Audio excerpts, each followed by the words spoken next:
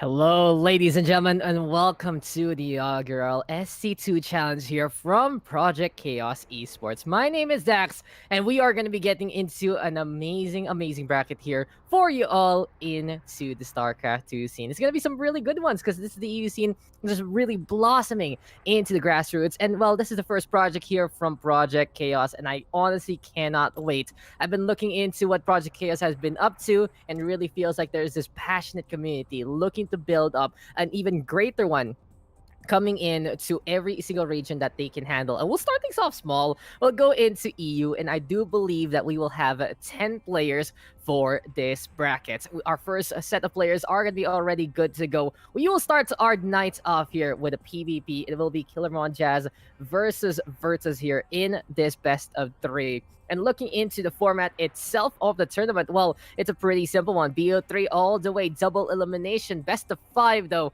in the grand finals. In terms of those maps, well, you always can just rely that's the same ladder picks to say the least, and there will be one map assigned by the admins, and then there will be bans for each player to have one map pick each. So it's a pretty simple bracket, and everything will be coming down to a culmination of a prize pool of $50, I believe. So it really goes to show now we are here, so from passionate StarCraft 2, we're going to be getting it on with some really great games. And I'd love to see the bracket right now to just check out who's going to be playing in this tournament. As I mentioned, we have 10 players now. It's double elimination, so we're going to have multiple rounds in this matchup. And if you guys are tuning on and you are here live at Project Chaos Esports, not only on Facebook, we are also live on Twitch, we are also live on YouTube. Wherever you guys may want to watch StarCraft 2 action, this is where you can stay on. Also, Project Chaos has so many other projects lined up for you. As you can say, the Project Chaos, maybe they can be chaotic in what they want to do,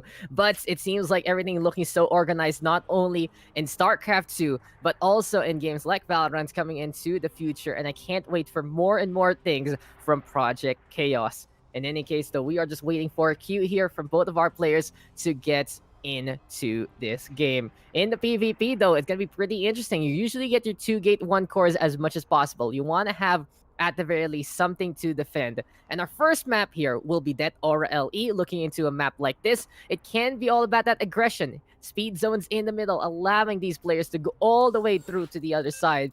And looking at some background here between these two players, I do believe Killer Monjas is from Spain. I'm not too sure about that, but I think he is, and he has been in the Master Bracket for quite a while already. Really going to show that experience into the SC2 scene. In the meantime, for the side of Virtus, I'm trying to get confirmation on this, but I do believe he's been a manager for Blue Flame Esports in the EU scene, looking to really bring in a little bit more of that flavor into this bracket. And really just goes to show there's just so much experience here between our two players. Diamond though versus Masters. It's still a grassroots tournament. It's still the first one ever here from Project Chaos. And it really feels that it's just going to be a good start into this whole set. But that Aura is our battleground, and we are into this matchup. PvP, as we say, and introducing first, here on the top left of that Aura LE, it is our pink Protoss named in game. Nerf Zerg, please. His name is Virtus. In the meantime, on the bottom right, I believe we will have another Protoss there. He's looking pretty bright on that orange, pretty snazzy on those skins, but he can be the killer here into the series. It is our orange Protoss, Killer Monjas. Or Killer Monyas? I don't know, the accents aren't really my thing, but we'll call him Killer Mon to say the least. So you can already see into his ensemble there in that insignia. It really feels that he is part of that EESC, which does mean that it's Escuela Española SC2. And if you guys think I can speak Spanish, no, it's just I come from the Philippines, and we were a Spanish colony for quite a while. My accent can go that way, and I can pretend, but I cannot speak. But anyway, it is that Aura LE, and here we are with a very interesting setup here for the side of Killermon, because he will be going for a natural expansion very early into this game. This just basically means that he is going to be playing a risky strategy. here in a PvP. Because when you see a PvP like this and you go for the Nexus first, you are gonna be in a pretty bad spot to say the least, since the problem with how this one's gonna go is Nerf Zerg Please can easily set some gateways, get that Cyber Core, and be good to go with whatever units he would like. In any case, though, another pylon being built. One base setup here for the side of Nerf Zerg Please or Versus. And since he's getting that second gas, I wouldn't be surprised to see either some Stalkers or some Adepts as soon as the Cyber Core comes out.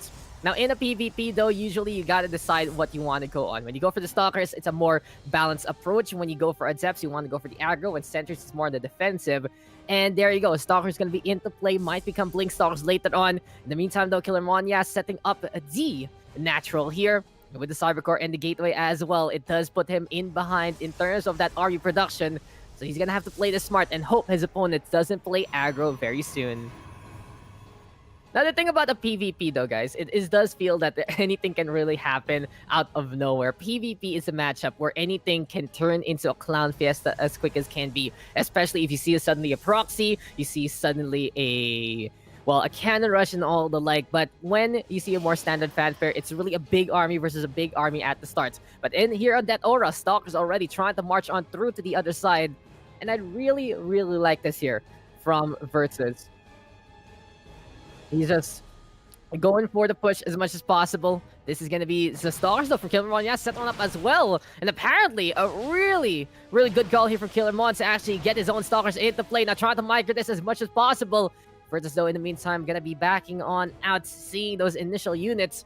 And now, since we see Virtus here unable to really build anything of substance and cannot penetrate through the initial Stalker line, this is gonna be good here for Killermon because his second base will give him a better economy. And what is this? There is a pylon right now waiting for a few Warpins. I cannot wait to see what this is gonna lead into.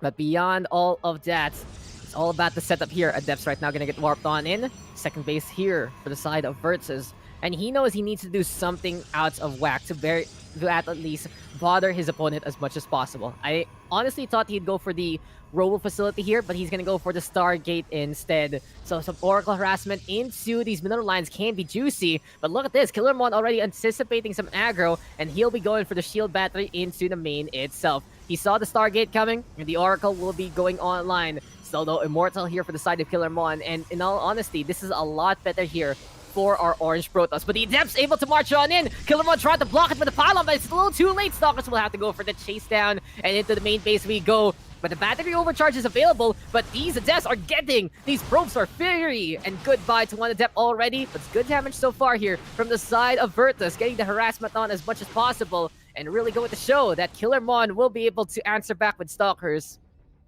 But besides all of that, a few workers for the lives of 3 Adepts. In the end, though, it's still better there for the side of our Orange Protoss. He's going to be able to keep building up on those workers. Good defense there with the Stalkers. And unfortunately for Virtus, he didn't decide to go for the Psionic Transfer at the end. He didn't go for the retreat, but here we go with the Adepts also going into the natural. Killermon trying to find a little bit of harassment. Besides all of that, it's Virtus sending in an Oracle into the sky.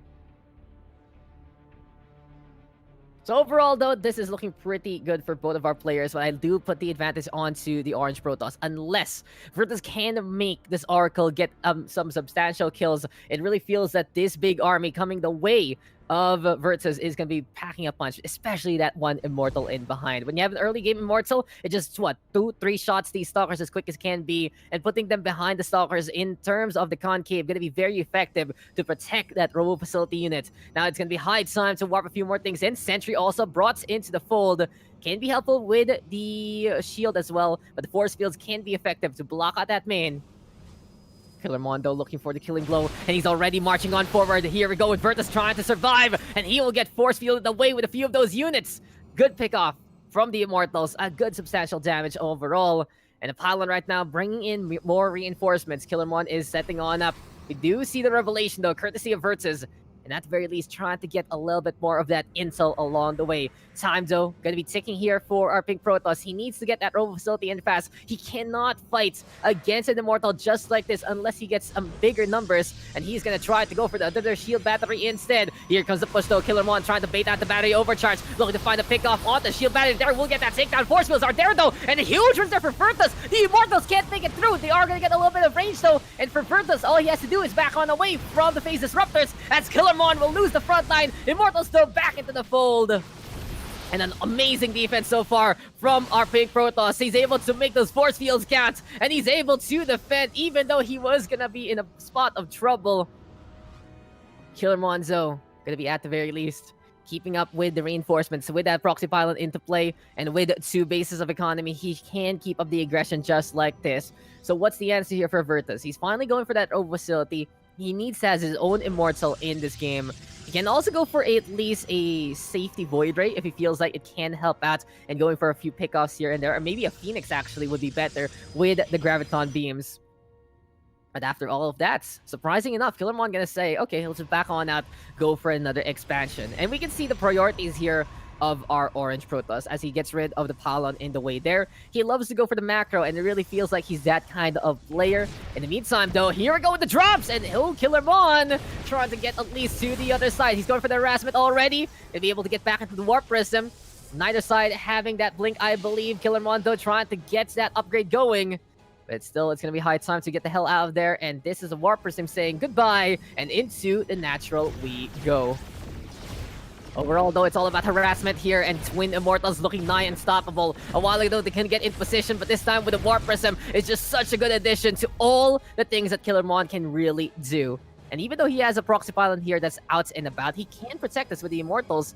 Interesting enough, though, he's not dropping down the pylon mode here for the Warp Prism. He's saying that I'm going to use that proxy pylon instead. And he's going to fly all the way again to go for the circumnavigation. I think he's just going around here, guys. He's going to go around, and he's going to do the same old thing because he's buying time to get his upgrades going. He's going for that Blink Stalker very, very soon in that Wild Cancel. I do believe that neither side has any Forge upgrades, but here we go again with Killermon going for the Cybernetics core. Interesting target here. The Immortal will be saved at the last moment, and a few more shots to do those, but no, the Immortal will still fall, and the Cyber Core will survive to live to fight another day. My oh my. Seems like this game is looking for a crescendo, but neither side unable to really figure out what to exactly do against their opponent to kill them immediately. But I like this here from Virtus. He finally has his own Immortal. He's going on the march feeling very confident. He just has to be careful, though, because that pylon is still there and the Warp Prism is still flying on around. In terms of units, though, it's 13 Stalkers compared to 9. 2 Immortals versus 1. Army count, though, going to be even because of that sentry difference here from the side of the Pink Protoss. And the question is, can Virtus actually make these force fields count? It's going to be very, very important here. If he can do it the same way as he did defend onto the natural, he might be able to get good medium of success. But here we go again with the Warp Prism. Gonna get caught out and will go down.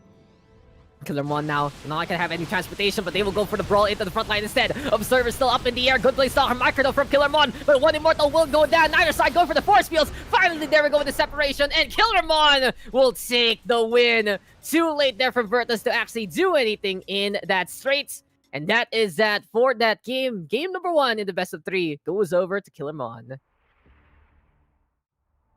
So a good game, a good start, and it really just goes to show if you cannot punish your opponent going for an early Nexus, then you are just going to pay the price. Especially the Immortal difference is absolutely huge in a PvP like that. Looking at that aura itself, it's just so simple. He decides, I'm just going to casually go to the other side of the map. I'm going to use these speed zones, and I'm going to be good to go, right? I'm going to be able to get all the damage that I need. I'm going to be able to get in position. And in all honesty, Virtus just played an amazing defense there. He was able to get some really good force fields to save his bacon there onto the natural. But when he went on the attack, he didn't do that at all. We mentioned that sentry difference, but you need to do something with them. They're more utility units rather than doing any substantial damage. And he needed to separate the Immortals away. He already got rid of the Warp Prism, and if he was just able to mitigate the Immortal difference, that could have been his saving grace. But unfortunately, it just didn't pan out. And in the end, with more of the Immortals, that's going to be a victory right there for Killermon. He is 1 ahead, and he is 1 map away from getting a victory into this match. Now, looking, of course, into the bracket of Project Chaos September Challenge, this is the round number one matchup, I believe. Yes, this is the round one matchup in the upper bracket. And if you do lose here in the tournament, don't worry about it because there is still a lower bracket. It's still also going to be best of three. So there's so many chances here for all of our players participating in the inaugural Project Chaos Challenge in StarCraft 2 to really bring their A game and bring it to every single person in this bracket. Don't forget though, this is a $50 prize pool, guys. $35 will go to the first placer. Second place will get 15 instead. But overall, just looking back at that match, it was just a really good call there from Killermon to go for the Immortals, understand the difference there, make it happen, get the aggression, and be as potent as can be. So solid work there from Killermon, as we are going to be getting into our second map soon. In the meantime, we show off as well. I do believe that Fate will move on against Master K, who was unable to show up for now. And Tom is going to be dueling against Stormstar Destroyer in round number 2. We got Jeros, Hydra, Plan Sakar, Stormstar Destroyer, Fate, Jada, Civ. These names are hard. Jarda, let's call him Jarda, and Oliver there in round number 2. So it's a really good cast and crew there of everyone playing into the tournament. It's gonna be a great one here, and I love it already. I'm very happy to see the grassroots community of, well, the EU scene show up in full force, because in all honesty, EU StarCraft is one of the best that we see. There's so many great players here and around, and it feels like that when you're not able to check out the lower leagues, then there are these talents that aren't unscouted. There are diamonds in the rough. There are gems that can really blossom. And here from Project AS Esports, we are here to actually try and promote these talents, give them a good chance to actually show off, especially during these streams, and make a name for themselves and more. Gotta say though, some of these players already with some experience overall in so many different tournaments. You gotta say some people with some illegal pages and all the liking, those rankings are really going to show that the SC2 scene is just so passionate with what they wanted to. But as we go into map number 2, I do believe our next map will be Everdream LE. And I see this map pool quite a lot in the Masters Plus bracket as much as possible.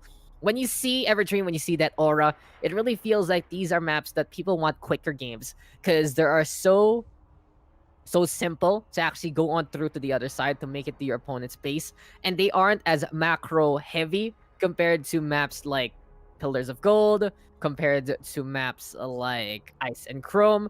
And it really feels like Everdream as well is a map that people are so familiar with. But as I say that, we'll be getting into our game. PvP yet again. Killer Monyas with the 1-0 lead. He has the MMR advantage. Question is though, can he actually keep it on and make sure that the throttle doesn't stop whatsoever? He's looking for a strong 2-0 to start things off.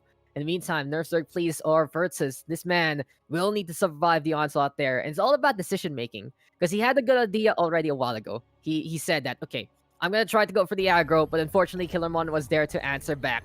But here we are into the game, and welcome back, ladies and gentlemen. This is game number 2 in this best of 3, as it is high time to see who is going to be taking this dub. But introducing first, on the top right, down by 1, on the red Protoss, it is in-game Nerfzerg, please, but his name is Versus. And his opponent, here on the bottom left instead, we're looking into a man hungry for some victories. We're looking to a man that is just hungry to prove himself. It is gonna be our orange Protoss instead, from Spain, Killer Monyas. So here we go yet again, guys. PvP action coming into this one. Gateway is gonna get built immediately, and this time we are gonna seek a complete mirror on the starting point. Will we see a Nexus first approach here from our orange Protoss? I think he was playing with fire a while ago. He was like, can I actually do this? Can I make this work? And he did so. He did so pretty well, in all honesty. He was able to stem the tide because of the decisions there from Vertus, but in the meantime, he doesn't want to risk it yet again. He's going for twin assimilators, he's going to go for the 2 gateways, and now he's angry to perhaps maybe move into the natural and get the scouting that he needs.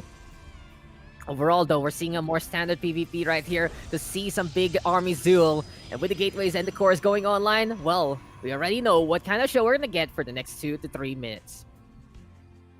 So while we're just waiting for something to happen in this game, let's talk about PvP philosophy. Because as I was mentioning a while ago, right, you can start with the Stalkers. They're a very balanced units. But when you go for the Adepts instead, you can really see that this is a player that wants to go for the aggro, right? You can also go for the glaive opening. You can add in the Mass Phoenix, and it gets even scarier, right? It's just all about crowd control. It's all about bothering your opponents. And in the PvP, if you just have those superior numbers, you can really make a difference. But it also feels that in a mirror matchup like this, the tipping point always is the Immortal. It doesn't matter if you go Stargate first or you go for Robo first. It's when that Immortal shows up, it just really turns this whole game on its head. Because it becomes basically a boss unit that can shut down pretty much anything unless you're playing into things like a heavy Zealot composition and you're able to get charged in time. When you're playing Stalkers, you're playing Sentries, then you're just gonna get torn apart, and you don't want to be playing Zealots in a PvP too early because they're completely useless. They're just running around, right? Unless you get that charge, and especially the mobility of the Adepts, as well as the Stalkers, making a big difference overall.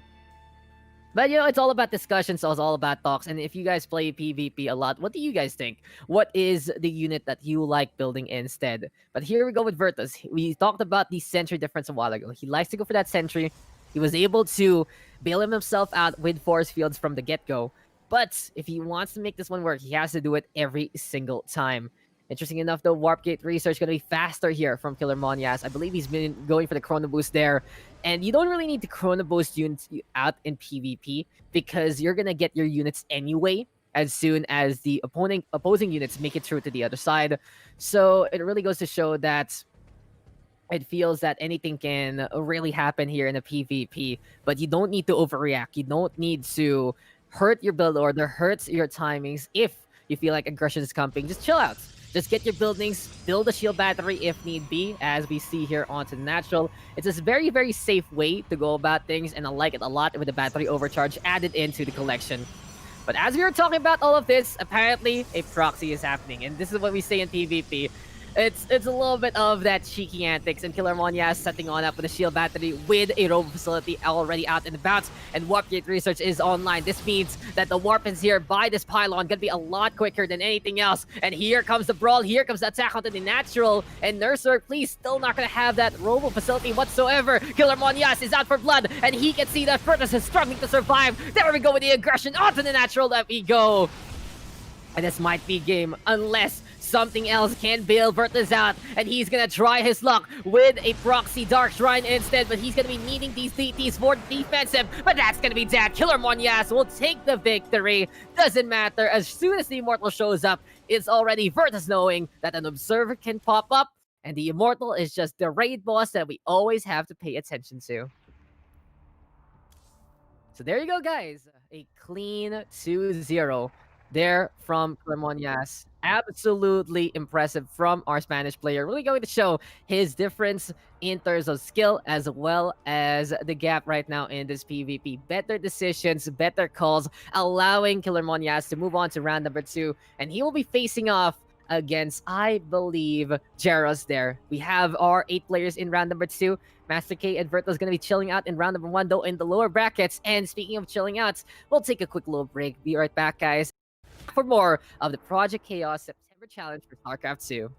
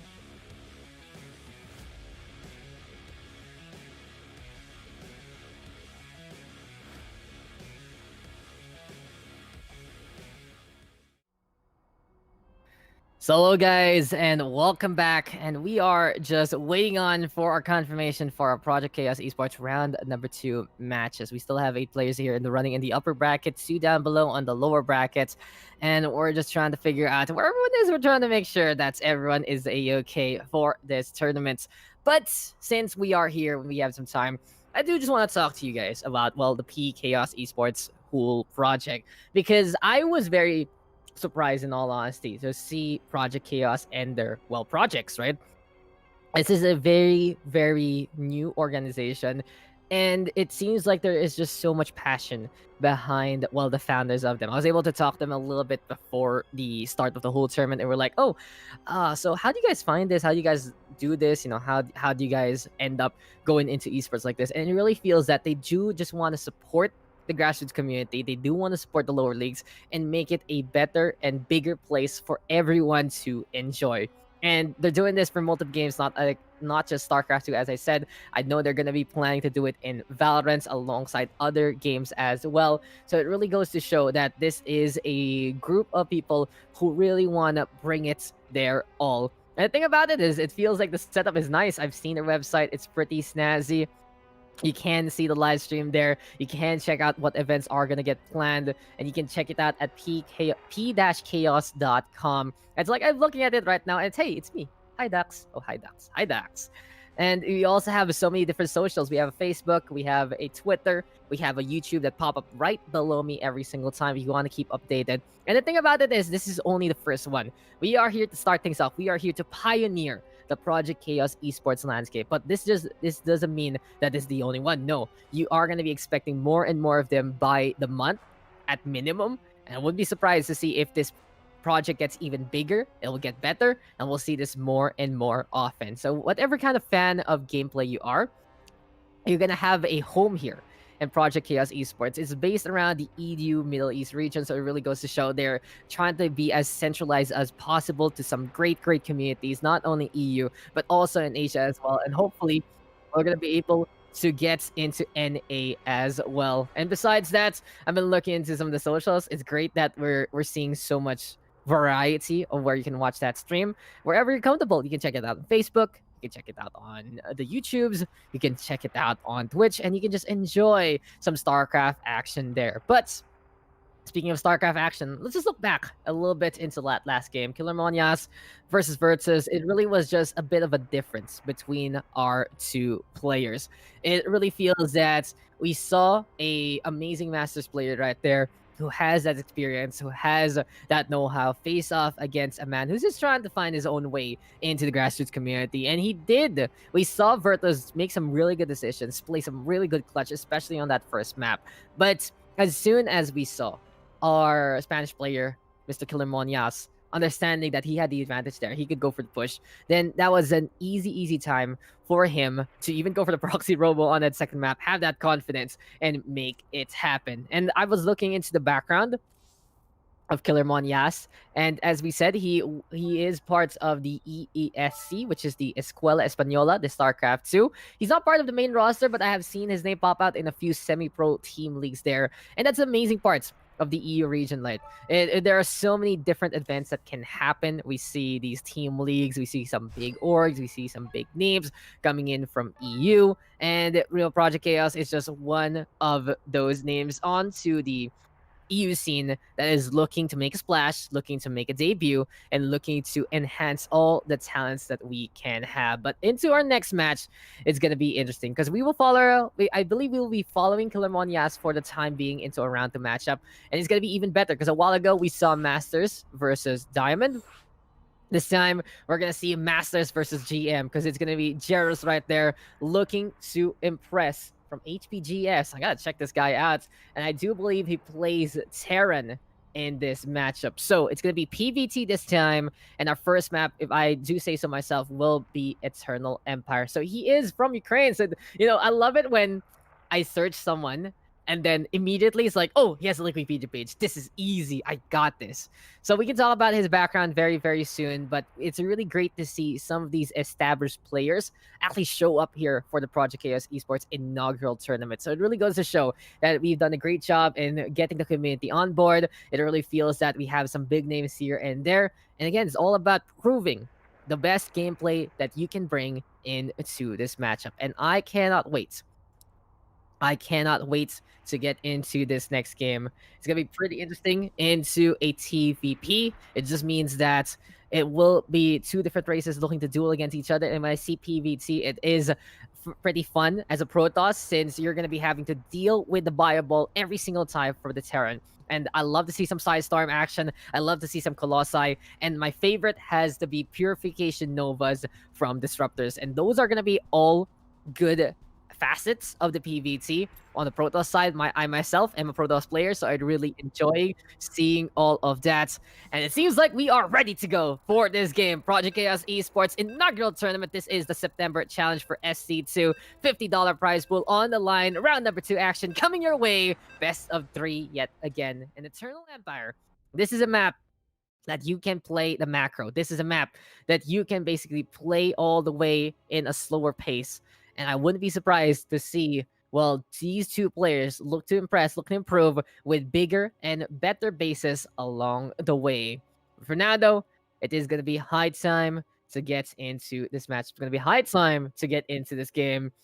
And welcome, ladies and gentlemen, to round number 2. We still have a long night ahead of us here in the Project Chaos Esports September Challenge for StarCraft 2. After this one, we'll go to round number 3. There's still going to be semifinals. While all of that is happening, we will also have a lower bracket going on.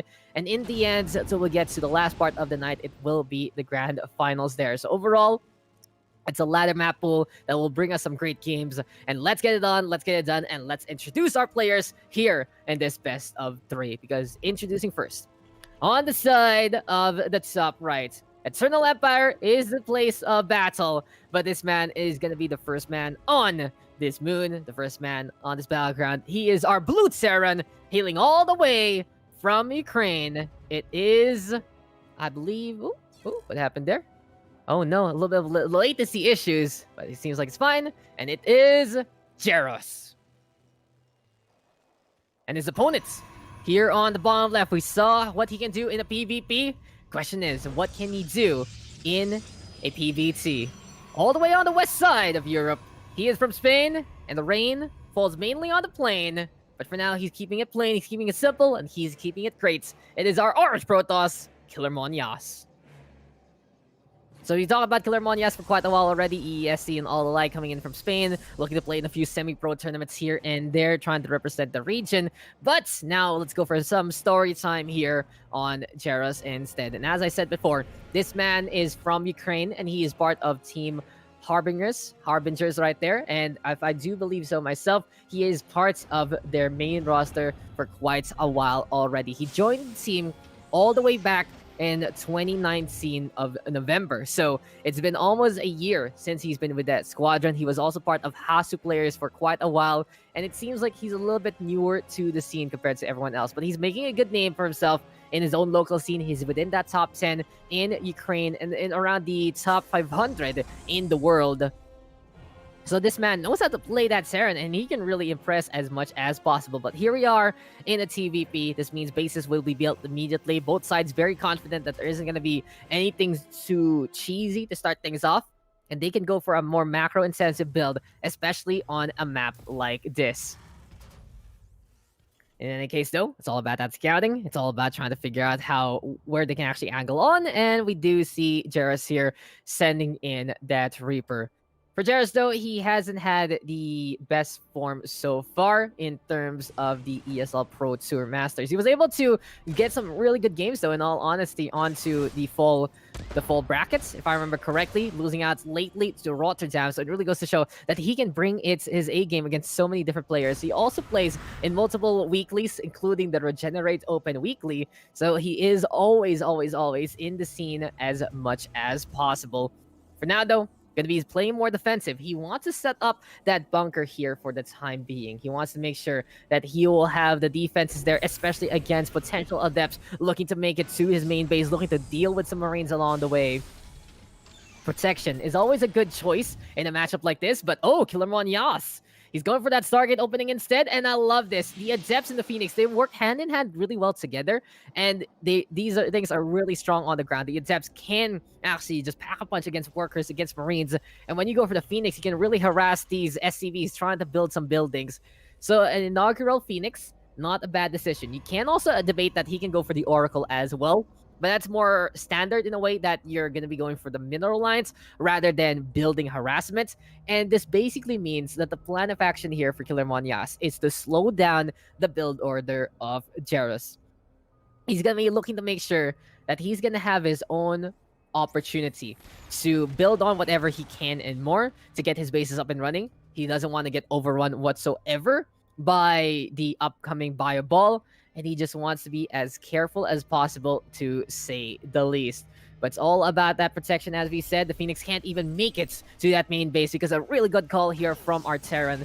And personally, when I see a Terran play a bio ball, you always see them sample a few things from the other tech buildings. You see the factory, right? It gets a tech lab. You see sometimes the starport even get a tech lab as well. And then you transfer them to the racks to get your combat shield, to get your stim pack. But during that time, where the factory and the starport do have a tech lab, they can build things like the Cyclone, the Raven. You can even build a siege tank as well, just to help you out. And you only need those units once or twice. It's a one-off unit that can help your defenses to make sure that you can concentrate on getting the bigger army.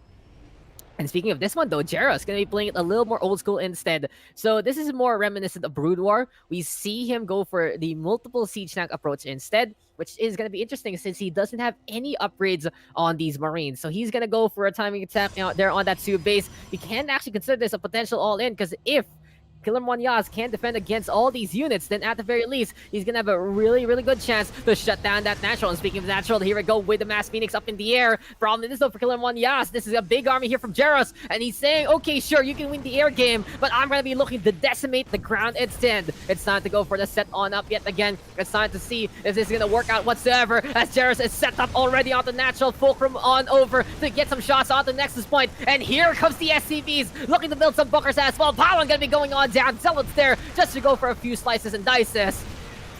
But generally, it's a good zoning game here from the side of Jairus. But as I say that, Phoenix going to be able to get the lift onto the siege tank there. Able to get the Graviton beam on, and that's going to be the siege tank going on down. Cyclone in the meantime trying to deal with the Immortal. Good load, though, from the medevac to keep the Cyclone alive. And that's going to be high time to try and go for the anti-air. But the Marines are there. And the problem with the Phoenixes is they are paper thin against anti-air units. And for the time being, these are the probes going to get pulled. Killer Monyas losing out onto the natural. This is just Jairus keeping up with the pressure, never letting up. The bunker going to get fully loaded. And this is looking very, very difficult for our Orange Protoss. Killer Monyas looking dead in the water here. Jairus in the meantime proving the experience he has in the Ukrainian scene. And for now, he's going to be setting up that siege tank yet again to try and get all the damage he can do into this matchup.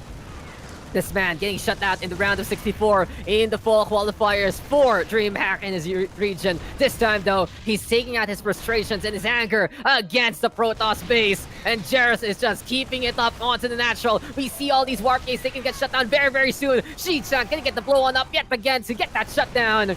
And while all of this is happening, Jairus is even playing the back row in behind. He's getting that stim back, but I feel like this game isn't going to last any longer. Desperation Void right here, courtesy of our Orange Protoss. But this is just too much damage being done. Third base is built, sure. We see a warp cycle up on top. Zealot's going to get brought on in just to try and get some DPS on.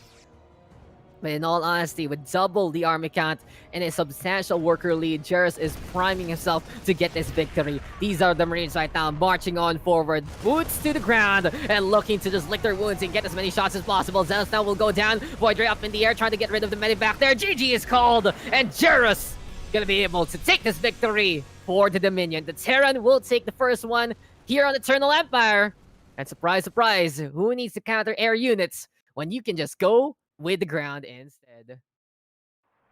So great game. A really good call there from our Terran. I love exactly what I saw from him. He played old school though, which is pretty interesting to say the least. And it's just amazing that we saw Jairus there go for those siege tanks, make them work, protect against the Mass Phoenix. And it really just goes to show when you can't bother your opponent's build order with the Phoenix approach, then it's not gonna work.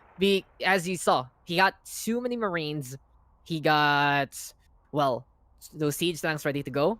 And in essence, he had enough anti-air to deal with Phoenixes. Phoenixes are an amazing unit, unless they get hard countered. And Marines are a very strong unit to counter them en masse. Graviton Beam is really good to allow the Phoenixes to shut them down, sure. But at the same time, it really feels like the problem there is within the whole matchup because you're relying on that energy against 50 mineral units. They are very, very cost inefficient to use one energy for one mineral, right? That ratio is not proper whatsoever, and it really goes to show that Killer Monyas there going for the gamble play, and it didn't work out whatsoever. He didn't have enough those depths on the ground. He wasn't able to shut down the siege tanks as well, even though he went for the backstab there with the Phoenixes.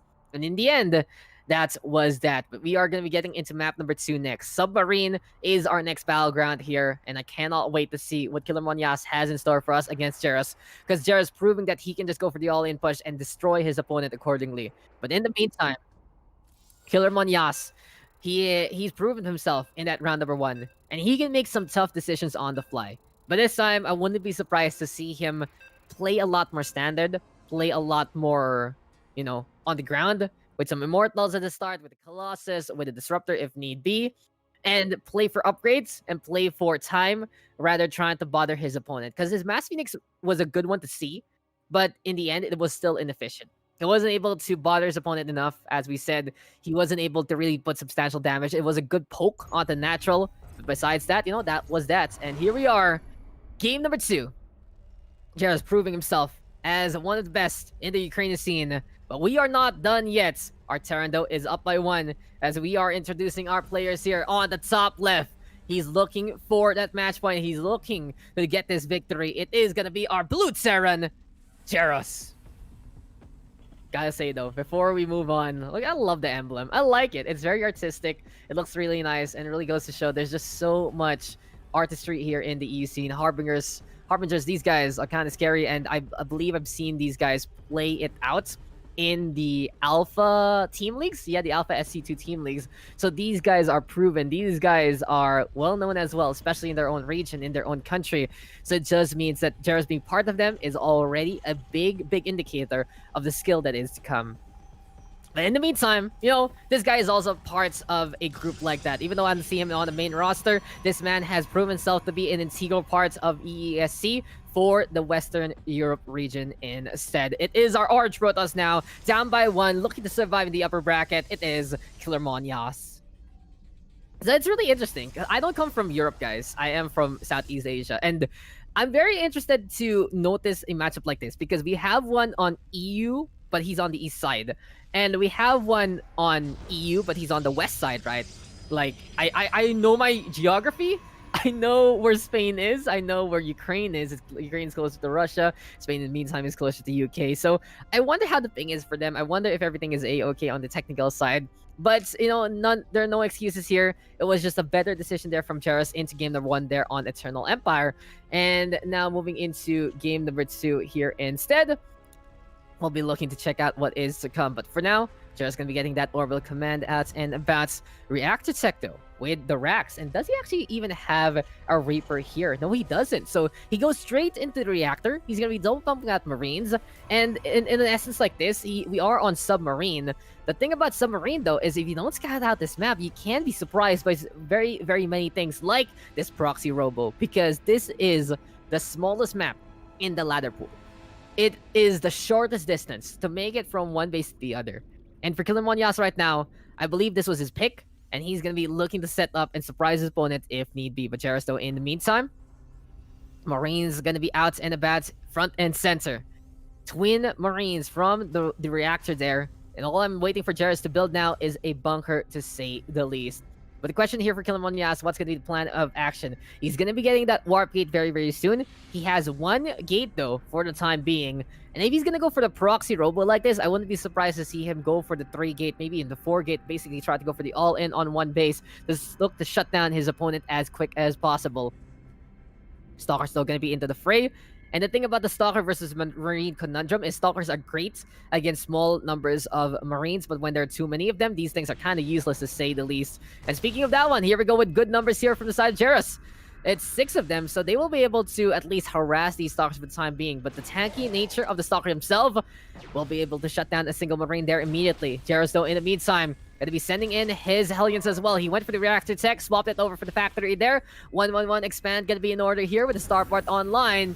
But here comes the Immortal, and it's going to be packing a big punch. As we said, these Marines will need to concentrate fire, and they will need to decide what target they are going to go on. Supply Depot Waldo going to get brought on up, but this is scary here for Jairus. He might not be able to defend against this because these are the Stalkers and the Immortals already marching up to the ramp. With the Mines, though, in the meantime, looking to burrow on down, get some DPS on, and oh my god, even a Warp Prism into this one. One Stalker able to avoid the shots there. Warp Prism taking the heat from the other Widow Mine along the way. The problem right now for Jairus is he's still unable to get rid of the Warp Prism. Reinforcements going to be arriving very soon as Killer Monias can get the income that he needs. For some reason, though, he's going for a second Warp Prism right now, and I don't agree with this because he needs those minerals to get the units that he needs. Stalkers, though, in the meantime, going to get warped on in yet again. Jairus, though, defending with a bunker, trying to make sure that he can build it up along the way. And here comes the Banshee as well. Going to be potent from the sky. Going to be getting the shots here and there. Immortal going to get saved for a rainy day. And Killer Monias unable to finish up this fight, but Jairus, that was absolute desperation.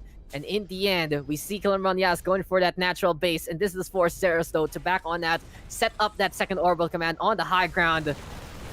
A really good call for both sides, but I gotta say for Jairus, though, proper tech option at the last moment. He didn't panic whatsoever.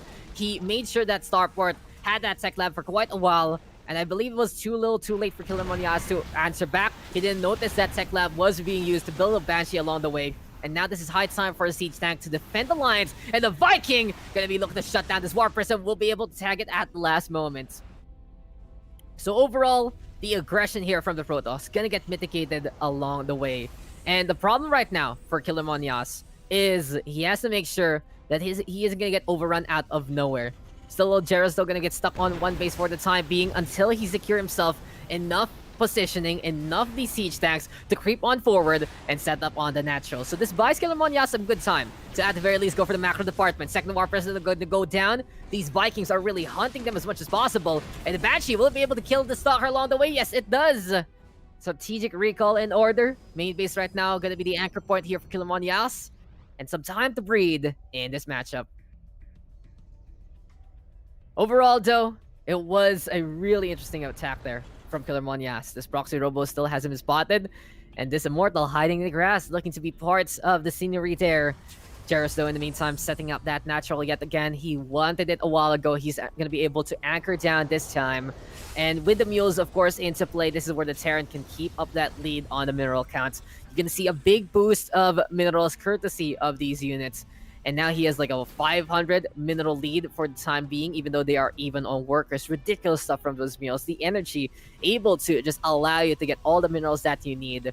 And Jairus even making sure everything is topped up along the way. So now we will see a more standard fanfare here from our Terran. Finally given the time to get that stim back. Timing isn't too bad. It's by the almost 7-minute mark. So he can go for a good attack by the 9-minute mark here if he chooses to wait for stim back along the way. Also in behind, Engineering Bay gonna get a +1 combat shield, actually gonna get upgraded there as well. And this is where you see the Terran have their power spike. This is the parts of the game where you see Jairus looking to be very confident, but oh my god, Killer Monias. He actually did go for the Dark Shrine there, but unfortunately, Jairus has had enough of all those antics. He built a missile turret there to get rid of any Warp Prisms, trying to get any drops on. And with detection now into play, he's just gonna be unable to actually sneak those units in. So surprising stuff here and there. Banshee gonna go for the harassment. Got a few pickoffs here and there onto probes onto the natural. Overall, though, Killer Monias will have to try and figure out what he's gonna do with all the tech he went into. Since he has the Dark Shrine, he wants to make sure he can be sneaky with this one. Doesn't want to really invest, though, the Dark Templar into Archons just yet. Charge lot gonna be in order, though. And with more gateways now being built, he's looking to reinforce his lines. He's looking to build a bigger army. And interesting enough, Killer Monias will be getting that Archon, but at the same time, in terms of positioning here for the shield battery, he's setting it up in behind the Nexus point instead. So this just means that he's willing to give up this Nexus if need be. He wants to make sure he can protect the workers just in case. And the problem with the battery here in behind means that he can't really reinforce any frontal engagements. So it's all you gotta be very, very careful here for Killer Monyas, because it's now Jairus out for blood. Here we go again. We've seen the scenario before. We've seen the storyline, and he has so many Marines right now looking to march on in. This might be it. The Arca trying to get the splash damage on. Viking's gonna be even landing on down, but this is still looking too overwhelming here for Killer Monyas. Can he actually stay alive? That big blue ball of energy will go down. We see the Zealot's warping on in. They will have charge, I believe, but I feel like the numbers are just too substantial here from Jairus. And with the Bio Ball out in front, getting the DPS on, they're protecting the siege stacks, they're getting the splash damage along the way, and this natural will be falling very, very soon. So let's still warp on in. They are just absolutely looking hungry to die for ire, and Jairus will be able to hold, he will be able to push, and he will be able to move on to round number 3 here in the inaugural Chaos Esports challenge for StarCraft 2. What a game! What a game! And that's, ladies and gentlemen, is how you defend against Proxy Robo. Amazing calls there from Cheras. Did not panic whatsoever. He kept cycling the buildings that he needed. You could see, though, that for our Protoss, he understood that he had to go for a few units here and there. But unfortunately, he didn't realize that that unit and the starport that was coming was a Banshee. And what a bait and switch there from Mr. Cheras. It was ridiculously smart, and he did not let up with the production. He got siege stacks in behind, and the rest was history. More and more units, more and more of a push, and that was a 2-0 victory for our GM player. So, we will be right back, ladies and gentlemen. We'll be taking a break after that amazing match, and you are tuning on in to the Project Chaos Esports September Challenge for StarCraft 2. Stick around, and we'll be back for some more SC2 action in just a bit.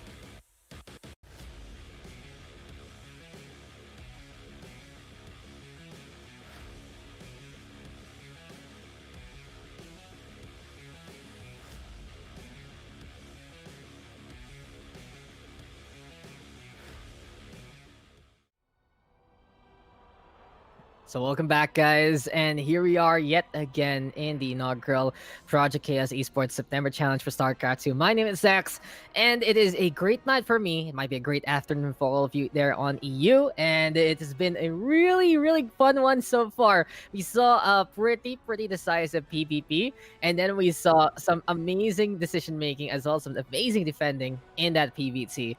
So now, after all the dust has been settled, we're going into round number 3. 4 players left in the upper brackets, and I cannot wait to see some of these matchups come our way. I'm very excited to see what's going to be happening here, and I do believe our next match will be ESC Fate versus Jardax. And the thing about Fate is this guy is also part of ESC alongside Killermon Yas. And the thing about it is he is part of the expanded roster, I believe. So it really goes to show that this Terran player gonna be pretty interesting. Gonna be pretty interesting to say the least. In the meantime, though, Jardax, I'm trying to find a little bit more info about this guy. Maybe, just maybe, he's someone really low key. It's just gonna be someone pretty cool.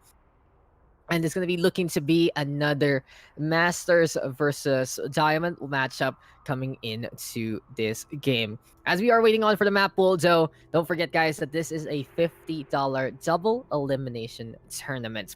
And looking into, the matches so far, it has been high octane here from the EU scene. It has been some really good matches, some really good games, and some familiar names here and there, especially onto the, in initial stages of big tourneys like ESL Pro Tour. You see them these people in the round of 256, round of 128, round of 64.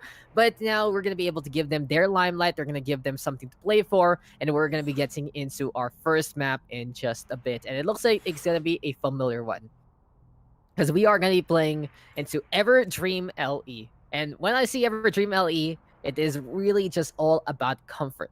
It's all about making sure that you know exactly what you want to do, you know exactly how to play it. And we've seen we've seen this map many times in many amazing matchups. But the fact of the matter is that this is gonna be a TVT, I believe. I'm just trying to make sure that this is gonna be what we're gonna be getting into this game. And it feels like overall it has been a lot of different variety in the matches that we've gotten so far. While ago we got PvP, then we got that PvT. And if we're going to be getting TVT this time, then we are going to see more and more of the Marines look to duel one another. Guns a-blazing coming into this game. Best of 3 action still into this matchup. And the thing about it is, here on Everdream LE, it is going to be all about seeing who can take control of the high grounds, who can take control of even the middle part of the map, make sure that they can funnel their units in a safe way. And looking at Everdream itself, when you play a TVT, there are so many good spots they can put siege tanks on, and they will be able to get some really good vision onto the low ground there. But enough is enough. Here we go again. Gonna be getting back into the battle, gonna be getting back into the tournament. This is your round 3 matchup between 2 Terrans. And here we are on Everdream.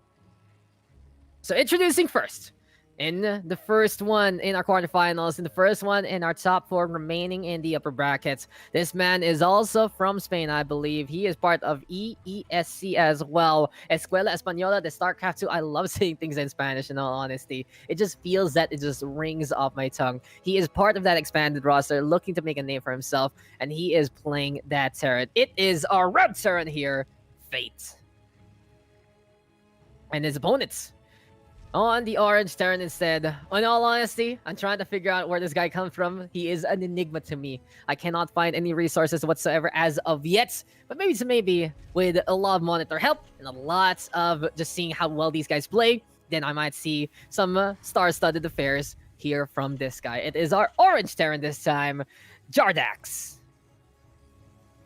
Jardax. Is that how you say that name? But yeah, Jardax versus Fate. And here we are on Everdream in a TBT.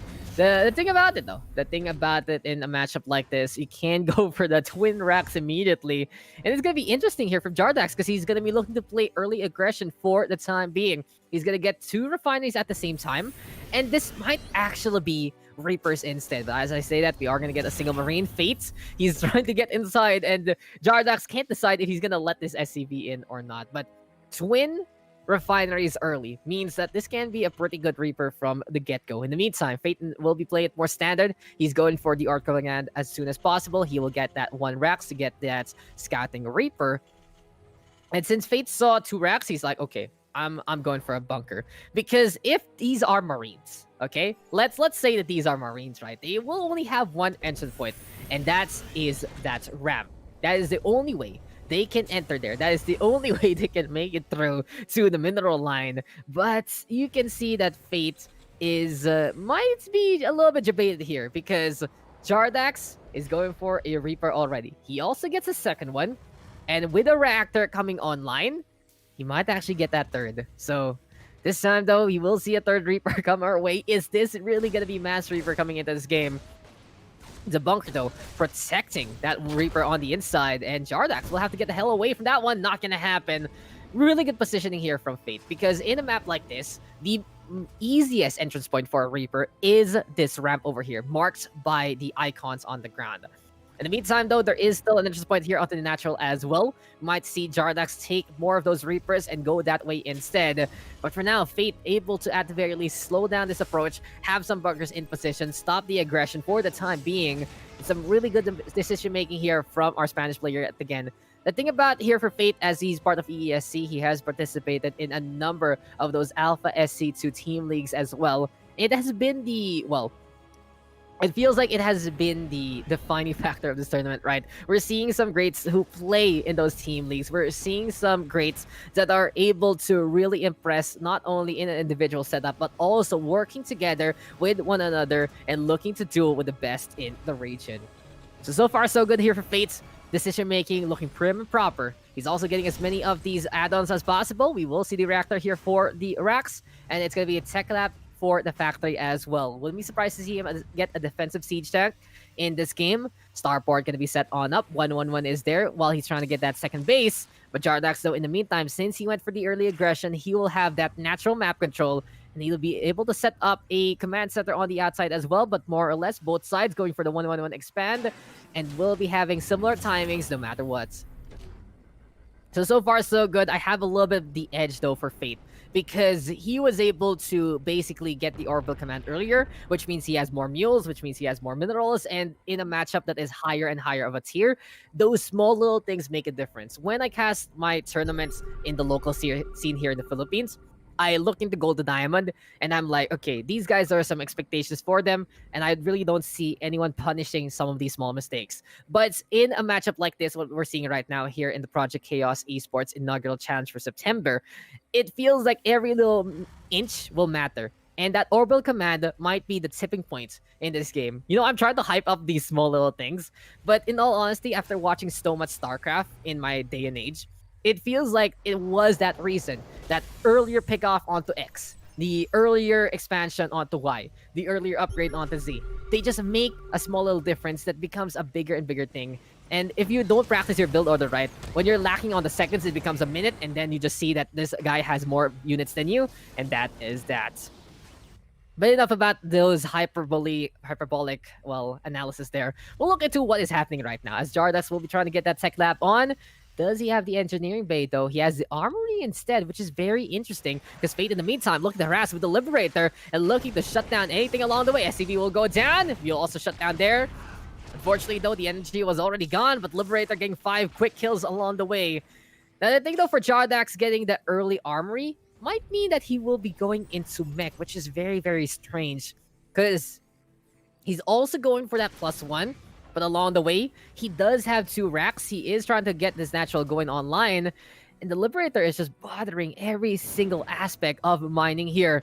For now, though, Viking is going to be into play. It's time to see what kind of damage this Liberator can still do after all of that. Seems like that's going to be the end of the Liberation here. Beyond all of this, it's very interesting to see him actually get that +1. Jardax, what is your plan here? Because he's going for another Reaper. He's going for a third command to expand. Fate, in the meantime, already setting on up. And as you can see, with the earlier boon of those minerals, he can actually keep up in that economy. But for Fates, This man is looking to avenge Killer Monias and looking to make sure that EESC is fully represented here in the Project Chaos Esports tournament. It's been a great showing from them though, and I would be very, very proud of the expanded roster so far if I was EESC, because they are really proving that they are here to stay and play, as that one Hellion gonna get caught out in the open. For now though, Fate taking that worker lead, and he's playing into more standard way. He's getting that +1 online. Upgrade Stab is still no Stimpak though, and still no Combat Shield, which is pretty interesting. So Fate gonna be lagging down behind a little bit on the upgrade department. Reactor though, gonna be built here. And it seems like for Fate, the plan of action is to just go for a naked Stimpak and a naked +1 and overrun his opponent with more and more Marines along the way. All about the defenses though. Siege Tank's gonna be setting on up, and in the meantime, Jardax might be looking for a potential Doom drop here.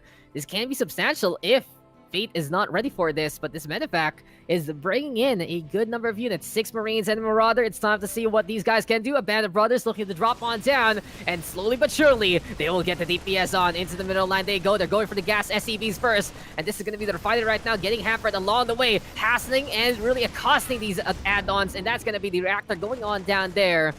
But overall, it's more of the harassment rather than the Doom drop we anticipated. Seems like Jardax is just testing the waters of Fate, and Fate has to answer back a little quicker than that.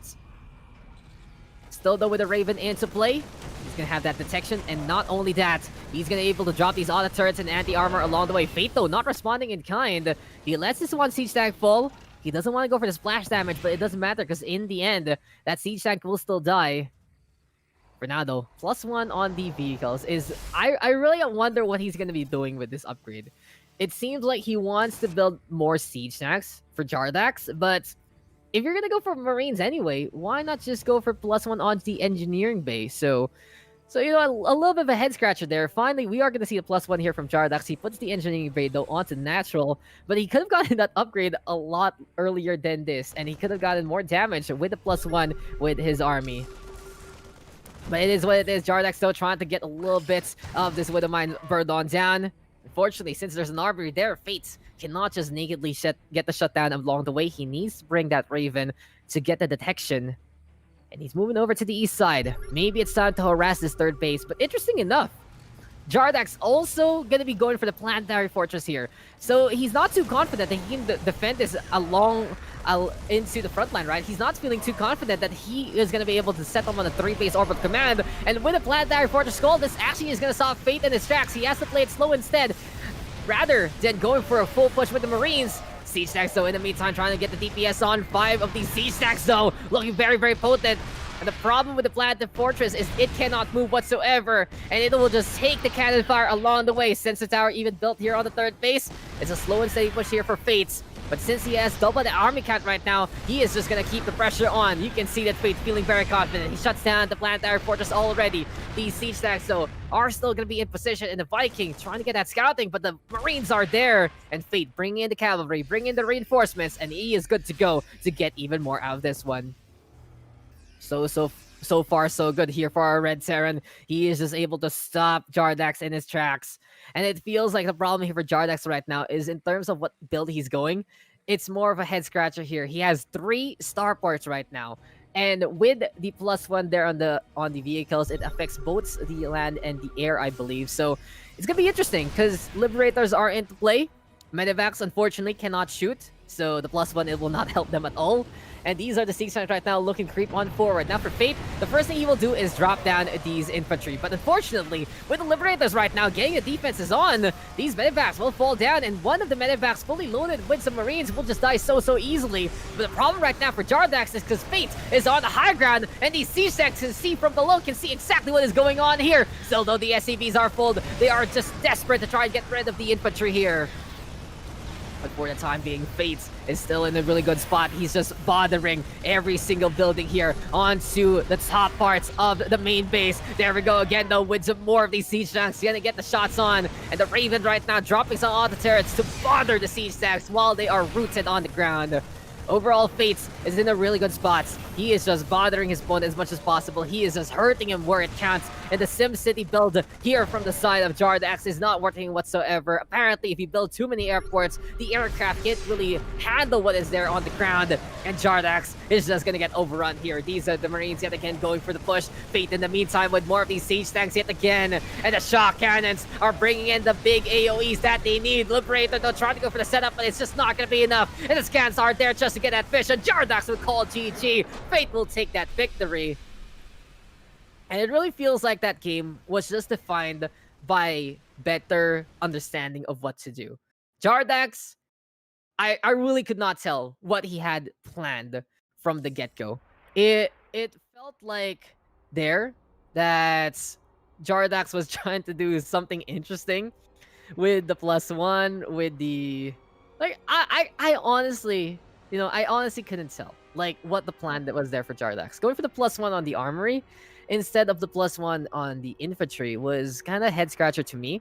And then you see lots of starports and then liberators. And liberators aren't really the best anti-air units. Sure, they're good against light aircraft that swarm around. They're similar to the old Valkyries from Brood War, but yeah, you want to have Viking instead to get the shutdown there. And if he's going to be trying to set up with the defense zones to deal with the siege tanks, he needs to make sure that those Marines are not going to be hampering any kind of anti-air approach. And it really felt like there for Jardax, he also wanted to go for a Mass Reaper from the start, but then it was just easily stopped by Fate.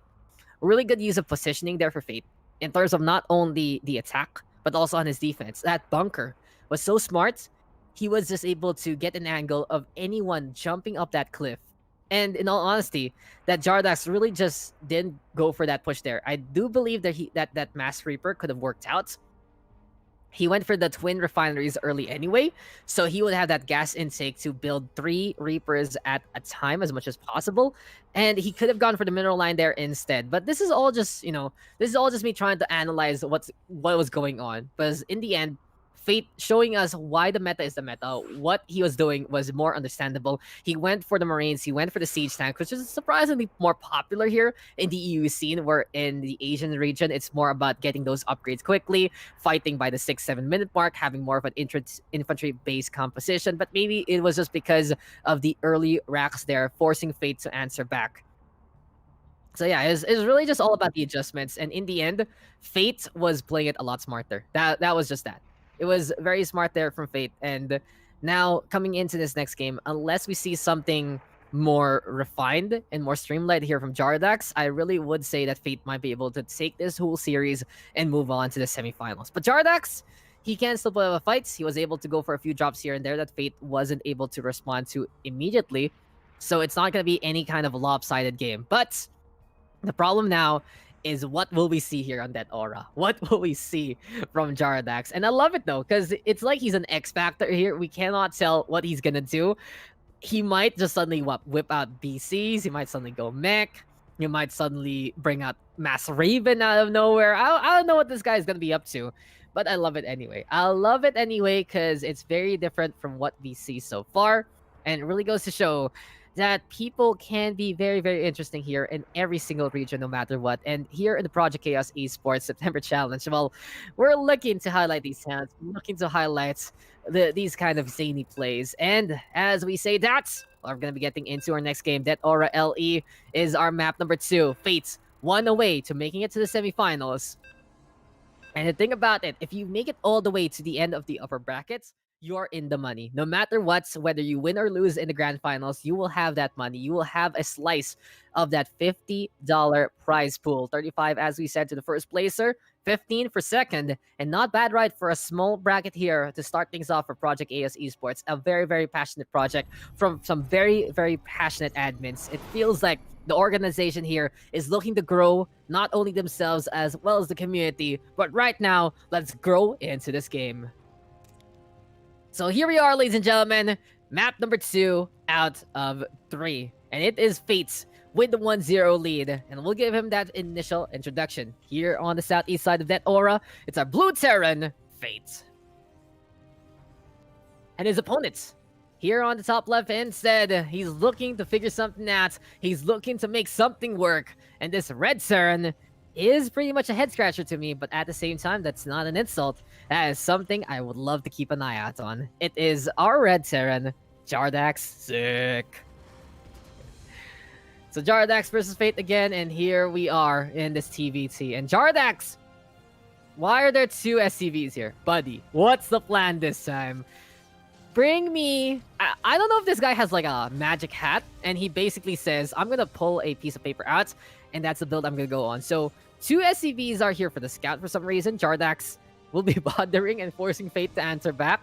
And basically, Fate is already saw that first game. He's like, okay, this guy can play something crazy. I'm gonna make sure, like, I'm trying to not laugh, but I feel like I'm laughing at the same time. And Fate is just having to answer whatever the hell this is gonna be. But Jardax, though, he is just trying to bother the SCB building the barracks. And unfortunately, the racks will be up, the SCB will fall, but the Marine will be built to, at the very least, get some revenge here. Fate, though, in the meantime, knows that he does not want to put down these supply depots. Tear down these walls, Mr. Good Sir, but no, it's not gonna happen. Keeping the two sides of the EU scene still away from each other. But hey, it is what it is. Fate, in the meantime, gonna get that Marine, and with the bunker into play, we will see the defensive play again from Fate. So behind all of this, we were busy watching these two SCVs. Jardax is actually playing in a more standard fanfare, surprisingly. He just sacrifices two SCVs to bother his opponent, but again, he'll be late on that orbital command. He's going for the factory, though. He's also going for the bunker in the middle of his base, which means he is anticipating Reapers to come his way, but there we go with the cancel instead. Jardax can actually go for the expansion if he chooses to. But for now, it seems like build orders are going to be out of whack. Still though for Fates, looks pretty simple. Early investment on the bunker, he can get most of those minerals back if need be with a salvage there. And after getting this factory, he should be secure enough to go for a natural base as well. So the salvage is going to be plopped on down, and he's going to be looking to plow a few of those minerals there to build a command center very, very soon. Yeah, but there we go. The Marine again, getting in position, gonna get that shutdown. More Marines here from Fates. And it really feels that this TVT is a mystery for everyone. Not only me, but to everyone else. If you have any inkling of what Jardax is planning, please tell me in the comments. Please tell me in the chat. Because this guy is showing me something pretty fun, to say the least. You know, it's if you're on Twitch chat, it's a what face. If you guys can see me right now, the whole time I just had my arm on my elbow rather, on my thigh, and I was just like, huh, where is this going? What is the plan here? But now, since we're done with all of those wacky races, we're going to be able to get into a more standard game. Natural being built for Jardax. In the meantime, Fate is going to be looking to get his command center set up as well. It's kind of late to see the bunker here set up onto the natural, but hey, we'll take it. That Aura is a map, though, that you might want to play defensively if you know that you want to go for the macro. Because the thing about that Aura, it feels like a trap sometimes, since the first and the second are very easy to hold. The third is very close as well, especially if you're a Terran, since you can just easily go for the drops. And it is more of the triangle formation that we see on the ladder map pool so far. It's very similar to the maps like Pillars of Gold, the Ice and Chrome, that these three bases are just so close to one another in a way. And even though the third base is always more open than the first and the second, that's for sure, it's still on the same elevation as the natural. So there is that high ground advantage on the defense. There is a way to hold as much as possible. And the problem with that Aura, though, the trap there is these things called acceleration zones in the middle allows units to get there quicker. And in a map like this, with a Cyclone right now, Jardax might be able to play the outrange game, play the lock-on, and at the very least try to bother his opponent. But as I say that, there we go with a siege tank. Good spot here from Fate, good call. And now these Marines are on the hunt. One Marine will go down, lock-on, gonna get sacrificing that one Marine. No, he actually survives. And it's like you get blown up by an RPG, you lose 2 legs and maybe an arm, but this guy is still alive with 5 HP and says, I can still shoot my gun, I'm gonna stay in the bunker, and that is that. In any case, though, Jardax gonna be looking for some drops yet again, and he was pretty effective with it, in all honesty, on the main base, hampering a few of that gas intake for Fate. But in the meantime, we said this a while ago in our last Terran game, that we see Fate here sampling some of these units. He gets a Tech Lab on, and he will have a Raven, he will have a Siege Tank, and now he's confident enough to put the Tech Lab onto the racks instead, which means that he's gonna be going for the upgrade very soon. The Bio Ball will be online ASAP. And the only thing missing right now from Fate's arsenal is that +1, so the engineering bay should be next on the list. Still, though, for Jardax, 1-1-1 setup is their siege tank to try and play the defense. And in all honesty, it's all about the gas intake here for Jardax. He loves to get those refineries as early as possible. But the thing about it is he's not really using this to the best degree. He has only one SCV on each refinery here on the natural. And even though it's only 3 gas here for Fates, he is going to be more efficient with it. So he's going to be able to get higher tech tiers of units. He's going to get upgrades even better. And Jardax right now trying to get the drop on down. But since Fate is already anticipating the antics, he's anticipating the drops, he will be able to get the shutdown immediately. And Jardax is back to the drawing board yet again. Still though for the time being. Jardax, come on, buddy. If only you could tell me what your plan is, I'll be able to hype up whatever you're trying to do even better. But at the very least, he's looking for drops, he's looking for harassment, and Fate is just taking this with grace. He is not letting up whatsoever. He's not going for the push. He knows that he can win this game if he just plays his build order, he plays the timing attack right. And with the 2 engineering bays going online soon, this should be twin upgrades looking to go as soon as possible. Still though, for the time being, Stem Back will be upgraded here. And since it's only 1 tech lab for Fate on the racks, he will get combat shield at a pretty much similar time as soon as he gets the +1 along the way. Interesting enough though, he's not researching it as of yet. Finally, it's gonna start there. But the thing is, he's going for 2 racks with reactors. Means that's double the marine intake. He's gonna get a bigger army yet again. And we've seen this for quite a while already into this tournament. So we've seen these big armies just go for the push. And with the sheer amount of numbers Fate is looking to build, I wouldn't be surprised to see him just go for the all-in push by the end of the timing. Still no for the time being. Oh no, Fate gonna be going on down. And we were talking about how responsible he was, how he was just playing it safe and sound on that high ground. But as soon as that happened, Jardax was there looking to wait it on, and Fate gonna get the lock on the long way to shut down the flyer there. Still though, Jardax sets up with the siege tanks. Fate in the meantime gonna have 3 on this high ground. And as soon as Jardax tries to get in range, these are gonna be concentration fires from the creeping barrage. So overall, Fate allowing himself to get 3 bases up and running. 1 Raven bothering the natural, throwing down that auto turret. But Jardax though choosing to go to the low ground instead. The thing about this though, if Fate actually goes for the 3rd base, he can get harassed from the high ground if need be, because Jardax might be able to use this as a base for distraction rather than anything else. In the meantime though, for Fate, in terms of his 3-base setup, he's going to be looking to hold the high ground as much as possible. But speaking of the hold and speaking of the units, this is going to be looking to be bigger and better here for Fate. He has 20 Marines right now, I believe. Make that 22. He's going to get his +1 very, very soon, and he's going for the combat shield as well. If I were to nitpick though, it seems like for Fate right now, he's not too sure if he wants to go for more siege tanks because of what Jardax is doing. So he's holding on to the gas, which he could have allowed him to get these upgrades a little quicker. But the thing about Combat Shield, it's a pretty fast upgrade in all honesty. And this should be everything is set up and ready to go by the 10-minute mark or pre-10-minute mark. Not too bad here for Fates. He's going to be going for a big army here. He's going to go for the push. And with all of these units right now ready to go, I would be very, very afraid if I were Jardax. Still though, all about his transitions.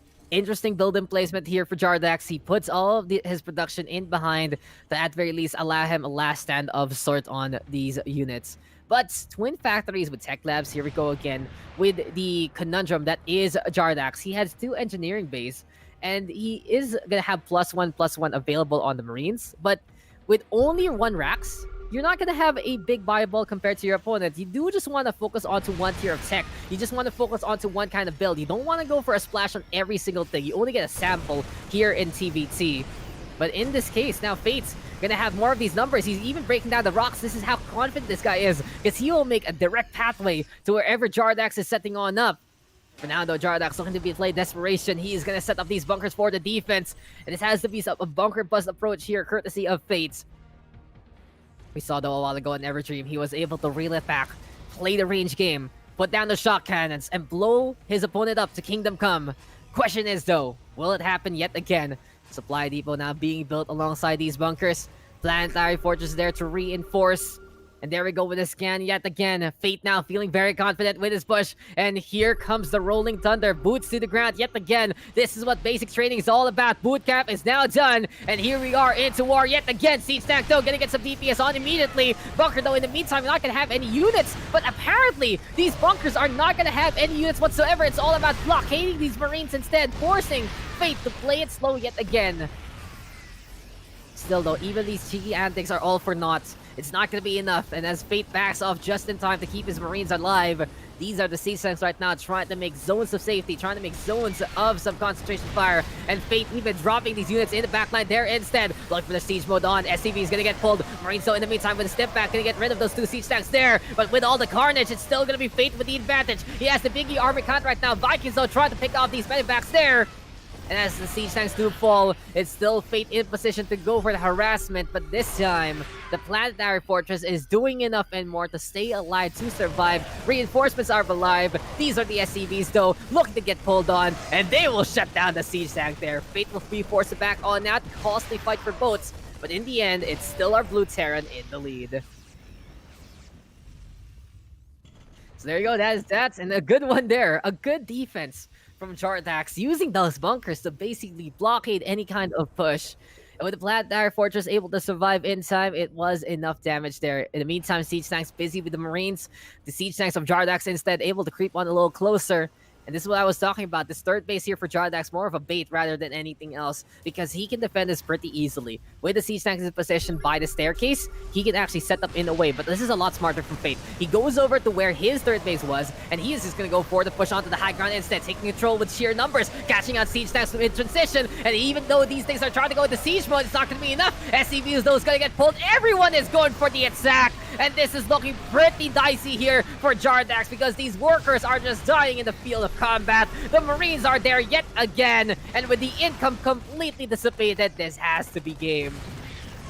Once again here in Project Chaos, we see a good bailout play from the player in behind, but in the end, the numbers never lie. The macro is still there, and the thing about it is, it's just not enough punishment. It's not enough to bail yourself out. You have to make sure that you can figure something out, and Fate has figured out the conundrum that is Jardax here. He is pushing with the Marines yet again, slow but steady with the Siege Tanks, and this should be it. 63 workers to 24, 86 army to 17. Jardax now going for a last stand. Can he actually use positioning to keep himself alive? But it feels like this is just gonna be all for naught yet again. Slow but steady push here, and Fate is booking himself a one-way ticket to the semifinals. He has been working for it and more, beating out the likes of players on round number 2. He was able to win out against Master K and Somstar Destroyer, but I do believe though that this is actually his first game. The warm-up is over. Fate right now is pushing on forward. These are the Marines looking to go even more and more deep into the main base, and that's gonna be it. GG is called. Jardax making our head scratch, but I loved it anyway. The hold with the Planetary Fortress was amazing, but Fate's doing one better overall in the game. So there you go, ladies and gentlemen. 2-0 score. Fates will move on to the semifinals, and that was a fun one to say the least. Gotta say so, Jardax, you have a fan here, but at the same time, gotta figure out what you want to do with this game. Fate though, in the meantime, this man knows exactly what to do. He knows how to play this game. He knows how to play his faction. He knows how to play the buy ball, and he is loving the setup with the Siege Tank. Every single time we see that setup with the Siege Tanks, it's just so clean, it's so crisp, and in all honesty, it's such a good position every single time for a Terran. And the thing about it is, he is booking a date with another Terran soon in the semifinals. GG well played though. I love the sportsmanship. And after this break, guys, we'll be going on to Fate versus Jairus in the semifinals. We will be right back. Stay tuned, stick around. This is the Project Chaos September Challenge for StarCraft 2.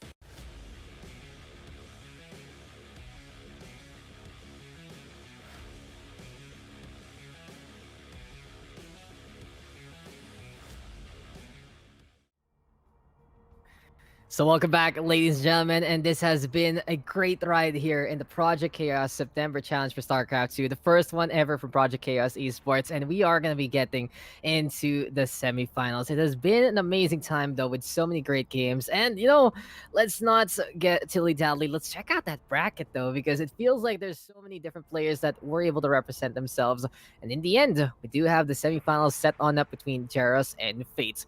Not really too surprised to see these two great Terrans do battle here at the end of the upper bracket, but look at that pathway that Jaros was able to take. He was able to take down Kilamon Yas as well as Hydra into the upper bracket. In the meantime, Fate, Masticate, Tom Star Destroyer, Jardax all going down to him. But unfortunately, there were a few buys here and there, but it really just goes to show that these two are some of the best into the upper bracket. But don't count out anyone else here. In the lower bracket, we still have Jardax and Kilamon Yas looking to face off and do battle. And whoever wins that one will have to fight against Virtus there. Can Killer Monyas be able to make it there and look to go for a rematch against Virtus as Virtus is looking for that revenge? In the meantime, can Jardax and his exceptional play be a big surprise and kind of, eke out a victory against the Protoss? We'll find out. I will see more and more of those updates, guys. And don't forget, this is a double elimination bracket. Whoever can make it to the grand final is gonna be in the money. $35 though to our first placer, to our champion. First runner up gonna get $15 there. A total of $50 up on top, up in for grabs here in the Project Chaos September Challenge. And I cannot wait to see more of StarCraft 2 action from our two players. But yeah, Terran versus Terran. Jaros and Fate both proving themselves to be amazing players in their own rights. And the thing about it is, it feels like there's just going to be so much experience behind these two players. These two guys might have met each other before, actually, in the Alpha SC2 Team League. I wouldn't be surprised if that happens. But the thing to note there is, there are so many different teams that participate in the team league, and it really just goes to show that there is so much competition in the EU scene. But in any case, as we are waiting on for our semifinalists to get ready for the next game, well, it's gonna be a pretty cool map pool to say the least. I do believe that we might get Golden Wall to start things off. We're gonna get confirmation on that, but for the time being, though, as we are waiting for our semifinal to start, I just want to say again that Project Chaos has been a solid organization so far, and it really feels that if you do want to see more from this org, you gotta check out their socials down below. They rotate accordingly. It's p-chaos.com for their website. It's really cool. You can see the stream going on there. You can also see whatever events are happening. Facebook is Project Chaos Esports, all in one word. We also have a Twitter as well as a YouTube, and of course a Twitch if you're watching from there. Project Chaos Esports is the place to be, and we have only gotten started with our projects here in Project Chaos. You think that will be a messy affair? No, it's not. It's looking so organized here, and I gotta commend everyone working in the back end, everyone who's working at getting the tournament up and running, making sure all our players are good to go. All I have to do is sit down, look at the game, talk about what's going on, and it's a pretty simple task for me. But it really is an amazing job by our admins. So shout out to High Octane, Chaldeas, Honest, and of course Goldens for everything, for the setup and all the like. These guys are making this tournament possible as much as possible. They're making this tournament a reality, and it has been a very smooth affair to say the least. So it's been a pretty fun one. In all honesty, it's been a pretty good ride, and now we are gonna be getting our map pool very soon. As we said, though, we are gonna get Golden Wall as our admin pick. Don't forget, in terms of how we're actually drafting these maps, it's mostly bans on the other side. Both sides get picked in a best of 3, but the first map is always picked by an admin instead. When we move over to best of 5, then it will be a 1-ban system instead, I believe, and it really is just gonna be all about seeing who can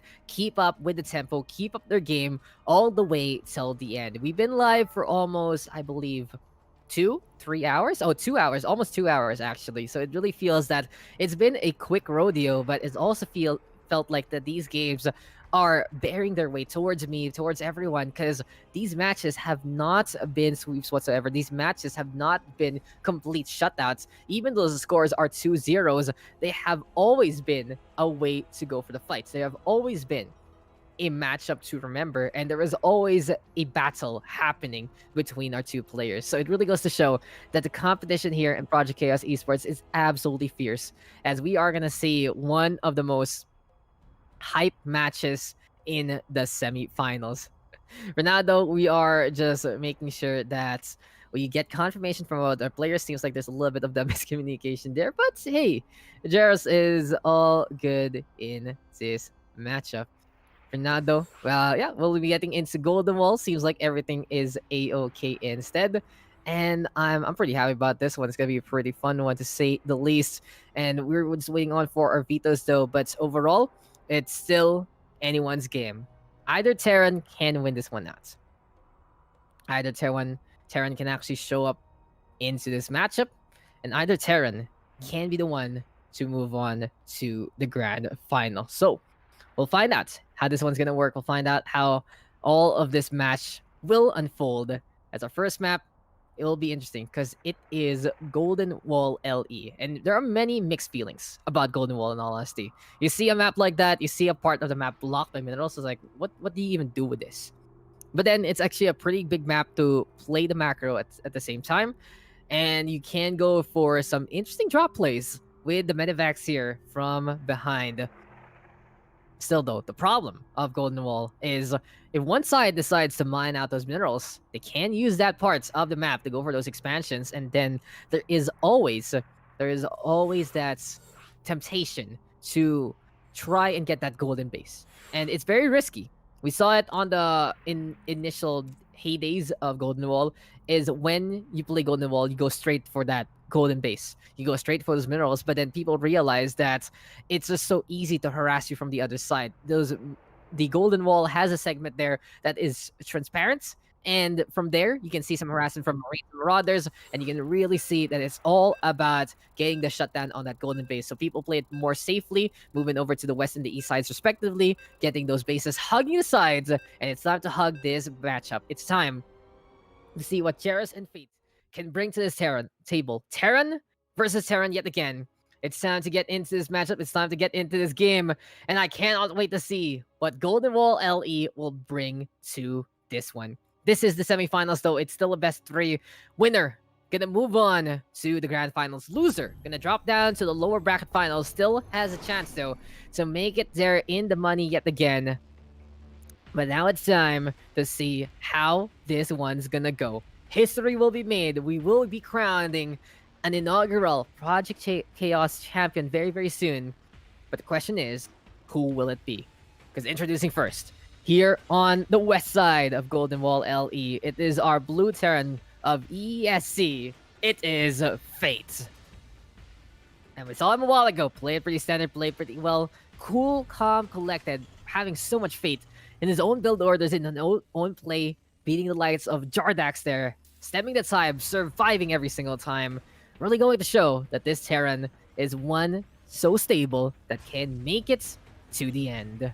But his opponents, a lot more established than his opponents, of course. This man proving himself in that round 2 matchup against Killer Monyas. He's already taken down one member of ESC. Can he do it to a second one? It's our red Terran, hailing from Ukraine. It is Jaros. And I think about this matchup here, it feels that it's going to be standard versus standard. And whoever can get the advantage over the other one will be the one to move on to the grand final. So it's all about refinement. It's all about making sure that you have the better play overall. And good luck, have fun. Seems like we're going to get some sportsmanship into this one. Seems like a little bit later, though, people are just so focused on what this game is all about, their starting points. And it's already twin refiners here from Jaros, as Fate will be doing the same. So far, so good. Absolutely mirrored build orders here from Fate and Jaros, proving that these two know exactly what to do in a TVT. You can't climb that ladder without well understanding how the matchups really work out. And in a setup like this, Jaros is going to be trying to get his orbital command. We see Fate doing the same. So far, so good. Everything is prim and proper. Seems like we're going to get stabilized into a TVT. So the thing to note though is I believe Jairus is in the Grandmaster bracket. In the meantime, Fate is in the High Masters there instead. So in terms of MMR, Jairus will have that advantage. He's also in that top 10 in the Ukraine scene. But EASC in their expansion roster, they are really having a lot of, well, Fates in Fate. Pardon my pun, because he has been leading the charge as much as possible on his Terran in that side. And he's, as we said, he's participating in a number of those Alpha X team leagues in the EU scene. For now, though, this is going to be Jairus proving his micro's worth. He's bothering the SCV there from building the starport.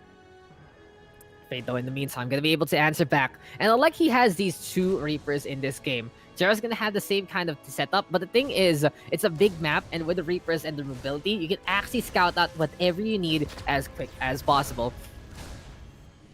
Still though, for the time being, Jairus able to congregate his forces, and he picks off those Reapers, and now he's even going for the Hellion. And the thing about it is, if this will go down, Jairus is in a really good spot to harass that main mineral line. Now he's trying to make it through. Will we see the supply depot wall be lifted up inside? The problem is, though, the supply depots are not there on the east side, and Jairus is given an open door approach. Hellion's though going to be in position. Fate is forced to go for the pull. This can be good positioning, though, with the Hellion. Just line it up to get damage on. And even though Fate will not lose any of those workers, he's still losing mining time as Jairus is feeling very confident along the way. Reaper still on the high ground. There we go. The Hellion's getting the push on. And now Jairus going to be able to get the burdenation onto many, but still it's Fate pushing it back. SCV's in the front. That Hellion is just one hit away from the Reaper, I believe. No, it's actually 2 hits. Never mind. It's 1. The twin pistols will get that takedown. Jairus, though, still keeping up the pressure.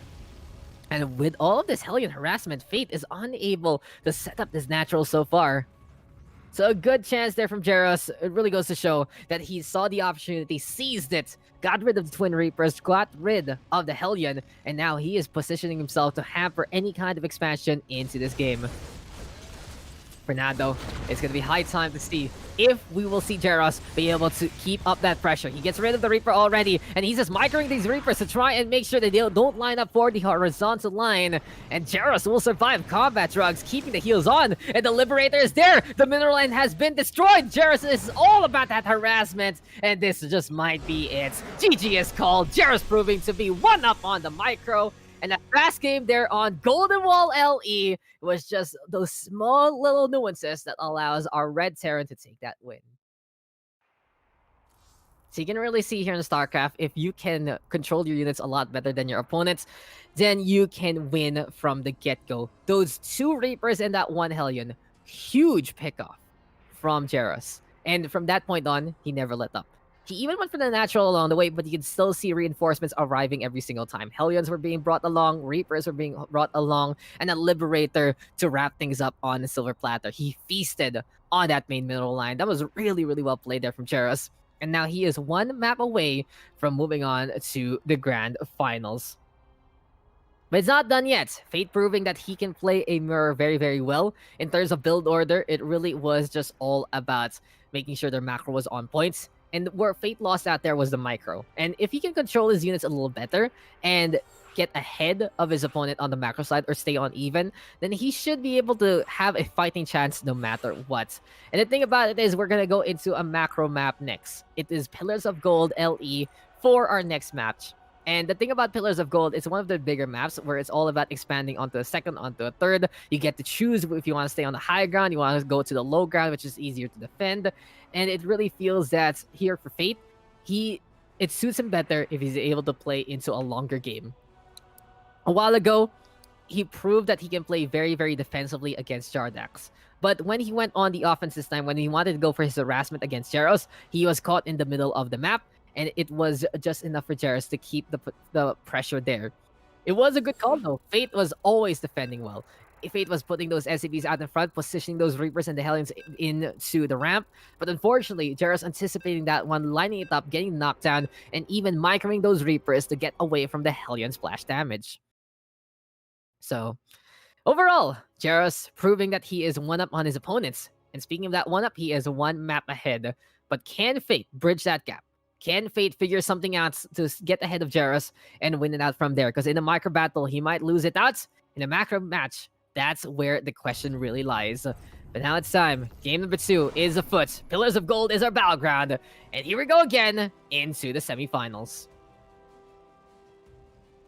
So welcome back, ladies and gentlemen. And if you guys are just tuning on in, this is the Project Chaos Esports September Challenge for StarCraft 2. The first one ever from Project Chaos Esports. And by first, I mean there are going to be so much more, not only for StarCraft, but for games like Valorant and for games that are going to be announced into the future. It's going to be a monthly thing, that's for sure.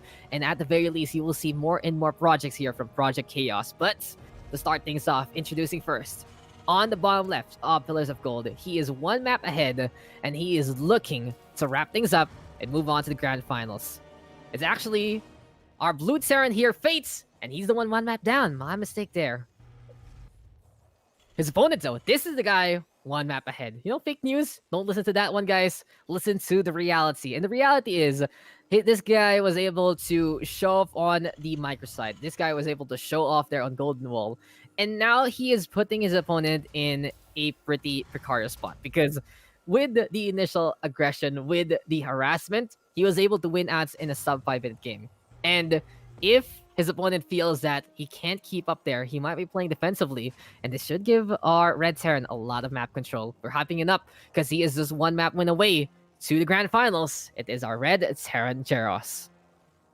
So just to double confirm, guys, it is Jaros here with a 1-0 lead. My mistake there on the intro. It is Fate down by 1. But as we say, he's been really good at mirroring that macro, and in terms of build order, both sides are very, very even on that skill. But where it changes is how the harassment goes. And the question here is, Jaros going to be confident enough to play the Reapers and the Hellion again, or will he take the opportunity here to, at the very least, go for his own macro? Because I really don't see Fate moving out as confidently as he would after losing out on map number 1. Still though, for the time being, it's all about those builds. And then TVT. The best part of TVT is really the mobility harassment for me. I love seeing Reapers and Hellions do battle. I love seeing suddenly a few of those siege tanks or those Liberators set up. It really does mean that positioning is key no matter what in a Terran versus Terran matchup. And you're able to use so many different tools to not only stop your opponent from pushing into certain sites, but also for you to get out of nowhere a good flank or two. And that's what the Reaper is all about. Not only a scouting unit, but also he can jump up and down those cliffs with a jetpack. He's a pretty cool guy, and he has those pistols to prove it, but he'll be able to bounce himself back with a bomb into play. For now, though, it's a 1-1-1 setup here for the side of Fate. Jaros, though, in the meantime, see, this is what I was talking about. He's feeling so confident on that map control that he's the one taking that first natural in this game. And from here on, if he gets that second orbital command, he can get more minerals, he can get a better build order here. And since Fate, in the meantime, is looking for that 1-on-1 before the command center, he is just anticipating some early aggro because he's even going for the defensive Liberator just in case. You know, the psychological battle of StarCraft 2 is also a big one. And Fate has to have faith in himself. Pardon the pun again. Because he was able to prove himself in that last matchup. He wasn't really caving under the pressure. He wasn't really feeling the jitters. But for now, here against Jaros, I can feel that he wants to go for the expansion. And he will do so with a good army in. So 3 Reapers, 3 Hellions, and a Liberator. But along the way, I don't think he's going to be using that for his Bio-Bolt later on. And Jaros is like, okay, I'm going to take this opportunity. He is supply block, though, so Jaros will have to be careful with that one. Eventually, though, he's going to be going for that orbital command. Here we come with the starport, getting the tech lab as well as the factory. So the one-off units that we talk about a lot will be going online. Cyclone for the defense, Raven for the utility. Wouldn't be surprised, though, to see some siege tanks also next on the list. So for the time being, since Fate went for the bigger army, then he's gonna try to use his units to go for the harassment. But Jaros is already one step ahead. The Widowmine is set on up. And there we go with the big boom. Hellions will take the damage. Reapers turn around to get that shut down. But Jaros is already in position to go for the damage there. Fate, though, in the meantime, good cluster bombs to get the bounce around into the middle line. We go. Liberator gonna be there as well. And Jaros looking to just shut this one down. Still, though, the Liberator bring a DPS on. And in the end, Fate will lose every single unit he brought on that offensive. But he will slow down the worker line there on the natural.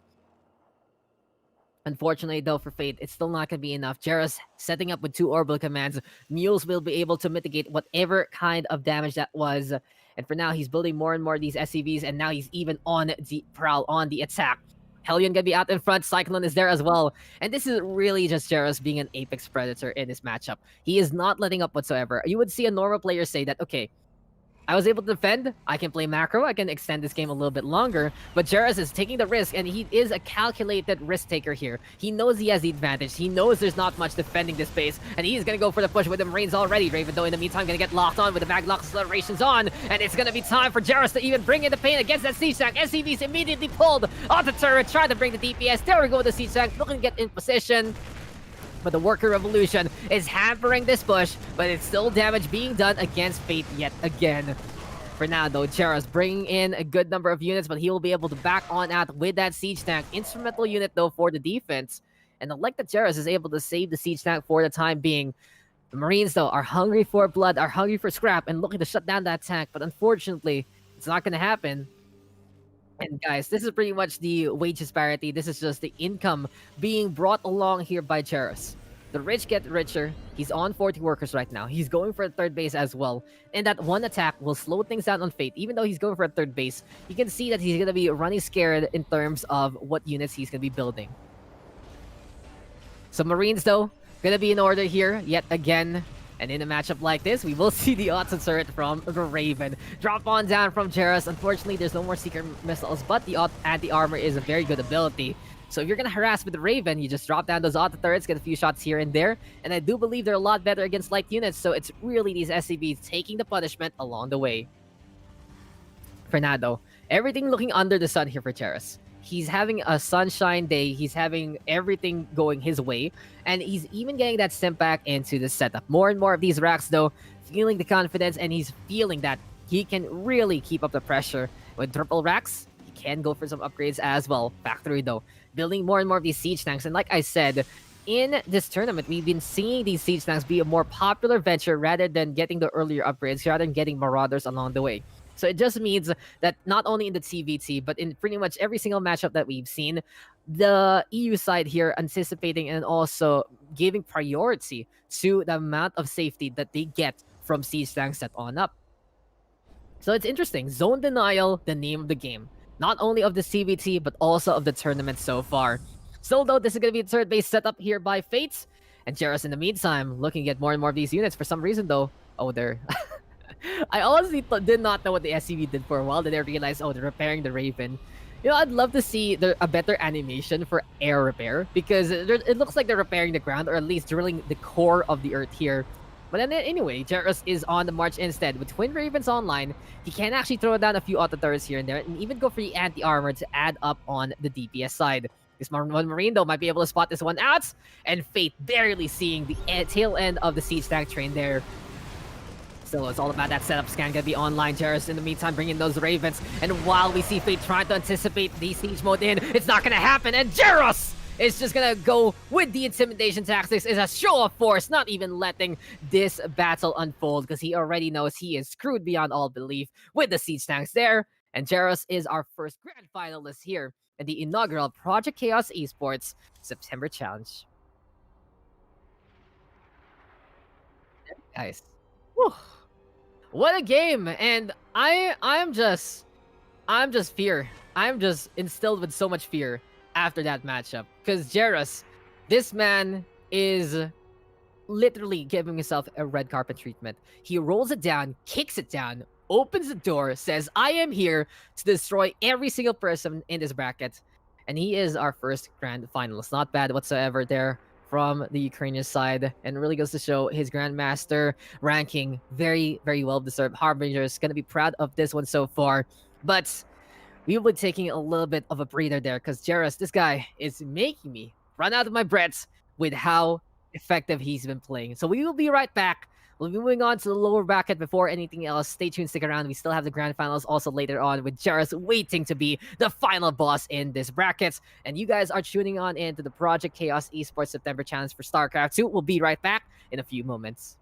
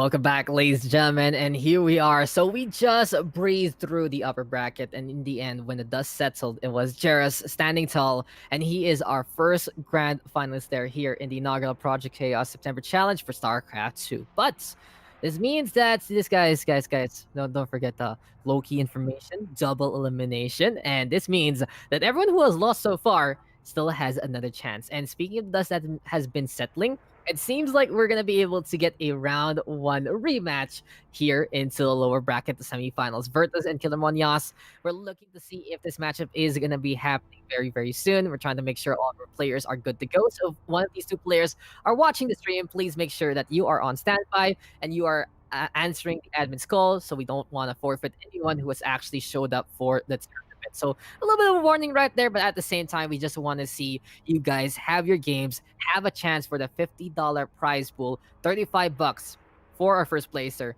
Second place is gonna get 15, and one of those two guys is gonna be Jairus because he's the one waiting in the grand final. So let's check out that bracket yet again as we see here. It's on top of me. I am kind of in the way, but this is the matchup that's happening right now. This one on top of me. It's gonna be that silver bracket semifinal between Virtus and Killer Monyas. And whoever wins this will fight against, my finger is perfect, we'll be fighting against Fate next. So it might be a little bit of a civil war there between Killer Mon as well as Fate. Or will Virtus be able to get the upset after losing against Killer Mon in round number 1 and deny the Spanish battle there? But there's also one thing I want to check out, those standings so far in this tournament. It's been a pretty solid run so far. And looking at the scores there, we do have our match number 1, Mr. Jairus, with 3 wins in his belt. In the meantime, Fate with 3-1, Killer Monyas 3-1 as well. Princess, of course, with 3-1. And it really just goes to show that in a tournament like this, every single win you have means that you get deeper and deeper into that bracket. So kudos to our top 4. So I do believe, yes, we do only have 4 players left. And it really goes to show that the competition has been absolutely fierce. But it has been the fun one here in Project Chaos Esports. And we really, really thank you guys for tuning on in, checking out our production, checking out the broadcast, and really giving us a chance because this is the first one we've ever made. And the fact of the matter is we're looking to do more. We're hungry for some more tournament action, not only in StarCraft, but also in Valorant and more and more. And the thing is, if you do enjoy the show, hit that follow on whatever social media you're on. And at the same time, feel free to share it with your friends. We can't wait to get bigger and better with more and more of the community coming online, not only for the broadcast, but also as participants. So hopefully these guys and these teams will be like, hey guys, I saw a great tournament show up, and it's called Project Chaos Challenge. And it has been a pretty fun one, especially got some names like Team Harbinger, right? Like Team EESC. So it does feel like that there is always something to play for in terms of not only the prize money, but also in terms of that skill. And hopefully we can get into this game soon. So a quick little call yet again for Virtus. Virtus, if you're there, we would appreciate it if you could show up. I believe he is offline right now because he was there. He was there in the first round. And maybe, just maybe, if you're thinking it's single elimination, no, it's still double elimination. Still a chance for you, bud. And we hope and we pray that you can make it to your matchup and face off against Killer Monyas again and try to get that revenge. But then, since we are going to potentially still seeing it, we'll talk about it a little bit. We'll think about what we saw on that round number 1. It was the first ever game of the Project Chaos September Challenge, and it feels that in that game we just saw some better decisions from Killer Mon. It was some really good setups though from Virtus, but at the same time it just wasn't enough to punish the Nexus first, and in the second wasn't enough to scout at that proxy robo. So knowing that knowledge, I wouldn't be surprised to see Virtus stand a better chance now because he sees what Killer Mon can actually do, and he knows what to do against those specific situations. He knows now if he's gonna be dueling against that Nexus first, he needs to get an Immortal as quick as possible. If he's gonna be going for against a proxy robo, then he needs to shut down that pylon as quick as possible or scout a little better. And it'll be fun to see them go for a macro battle because a while ago, Virtus showing some amazing Sentry force field control, especially on that aura. He was able to bail himself out. He's like, pew pew pew. I can just throw these things down. And he was able to cut off the Immortals from helping out the Stalkers there. So there's a lot of potential for this matchup to be great, but it needs to be, it needs to be someone showing on up to for this game. So hopefully we'll get this one. But as we said, if Killer Monyas will, yeah, and we're getting word though that we're gonna give a final deadline there for Virtus. And with that being said, guys, we will be right back. We'll be back in around 3 minutes. Stay tuned, stick around for the lower bracket here at the Project Chaos Esports September Challenge.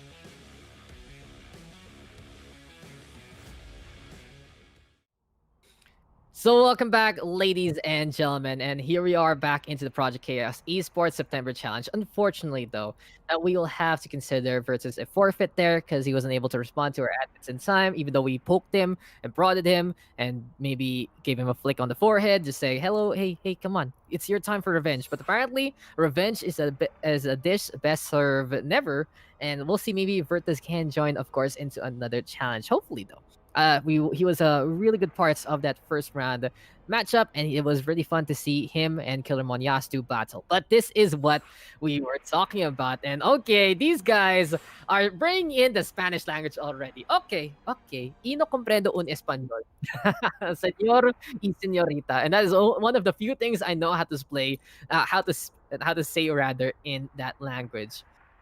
But yeah, we'll be going into our first map, which is Pillars of Gold LE. And this one, this time, is gonna be a Protoss versus Terran. Interesting bracket though, guys. We did not see Zerg whatsoever on the stream, and it feels like it's interesting because usually you see a lot of Zerg into the big leagues and all of that, but then you have these Terran Protoss players trying to just climb that ladder. And here in the grassroots community, that is a Project Chaos Esports September Challenge. Well, we are trying to highlight these kind of talents. So interesting day. that we have none of that, none of that, Zerg. And hola guys, thank hello. Like I said, I barely know Spanish. I took Spanish for like 2 months in school and I barely passed. And the thing is, Filipino has a few words that are borrowed from Spanish because we were under them. Like history lesson, guys, the Philippines was a Spanish colony for 333 years. So we picked up. It's kind of like Mexico, it's but we got colonized by the Americans next and the Japanese, the Americans again. So it's an interesting culture here. But enough about me and my story. It's time for us to get into the game. And uno dos tres, 3 2 1. Let's get into this matchup yet again. And I guess, if you want to get some Spanish lessons, watch some Dora the Explorer. Can't really go wrong with that. But we can't also go wrong with EESC and their Civil War. Protoss versus Terran. Killer Moniaz versus Fate. And the thing about when you see two players of the same team, it does feel that it is all about them knowing exactly how each other plays. As we get into this game, let's introduce these players first and have fun, buddy. There you go already. I can see, in all honesty, these are the games that I don't mind. There's a little bit of BM because you guys know that these are the guys that know each other personally, that played with each other. So if you see some sprays, if whatever a teabag is an SC2, then whatever. But of course, we are a professional environment, and these guys are pros as well, and they will be able to keep it clean while having fun along the way. But here we are, ladies and gentlemen. Lower bracket finals. Whoever wins this moves on to the grand finals, is in the money, and will be looking to deal with the colossus that is Jaros there. Introducing first, on the top right, dropping down for the upper brackets, looking to get some revenge. He's on that blue Terran, and let's give up some fates for fates. His opponent, though, he has worked his way from the lower brackets there. He has just been able to worm and squirm. And on his Protoss, he's looking pretty killer to say the least. He's on that orange Protoss. It is Killer Monias on the southwest side. So here we are, EESC. Now, the thing about the EESC roster is I'm a little confused on how it's really set up, but from what I've seen on the Alpha SC2 side, there have been matches that Fate has played, there have been matches that Killer Monias have played, and it really feels that these guys are always just looking to find an opportunity to prove themselves as much as possible.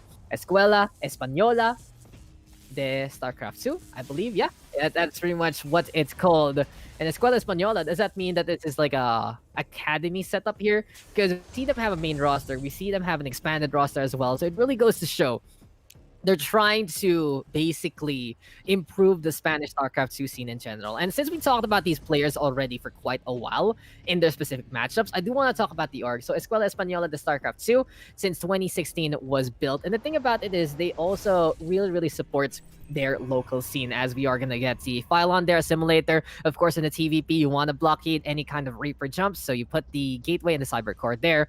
And the thing about it is they do have the Selnaga Open Cup, which was a Spanish-only tournament last year, which is really cool to say the least. They also do handle a little bit of the casting. 2020 Wars was something there as well, a bunch of partnerships here and there. So it really goes to show that they really care about that scene. And having these two players from the same escuela, they'll be looking to just go to the biblioteca. And hopefully I'm not butchering so much of my Spanish there, but it really goes to show that these guys are in school and looking to show off their lessons in this matchup.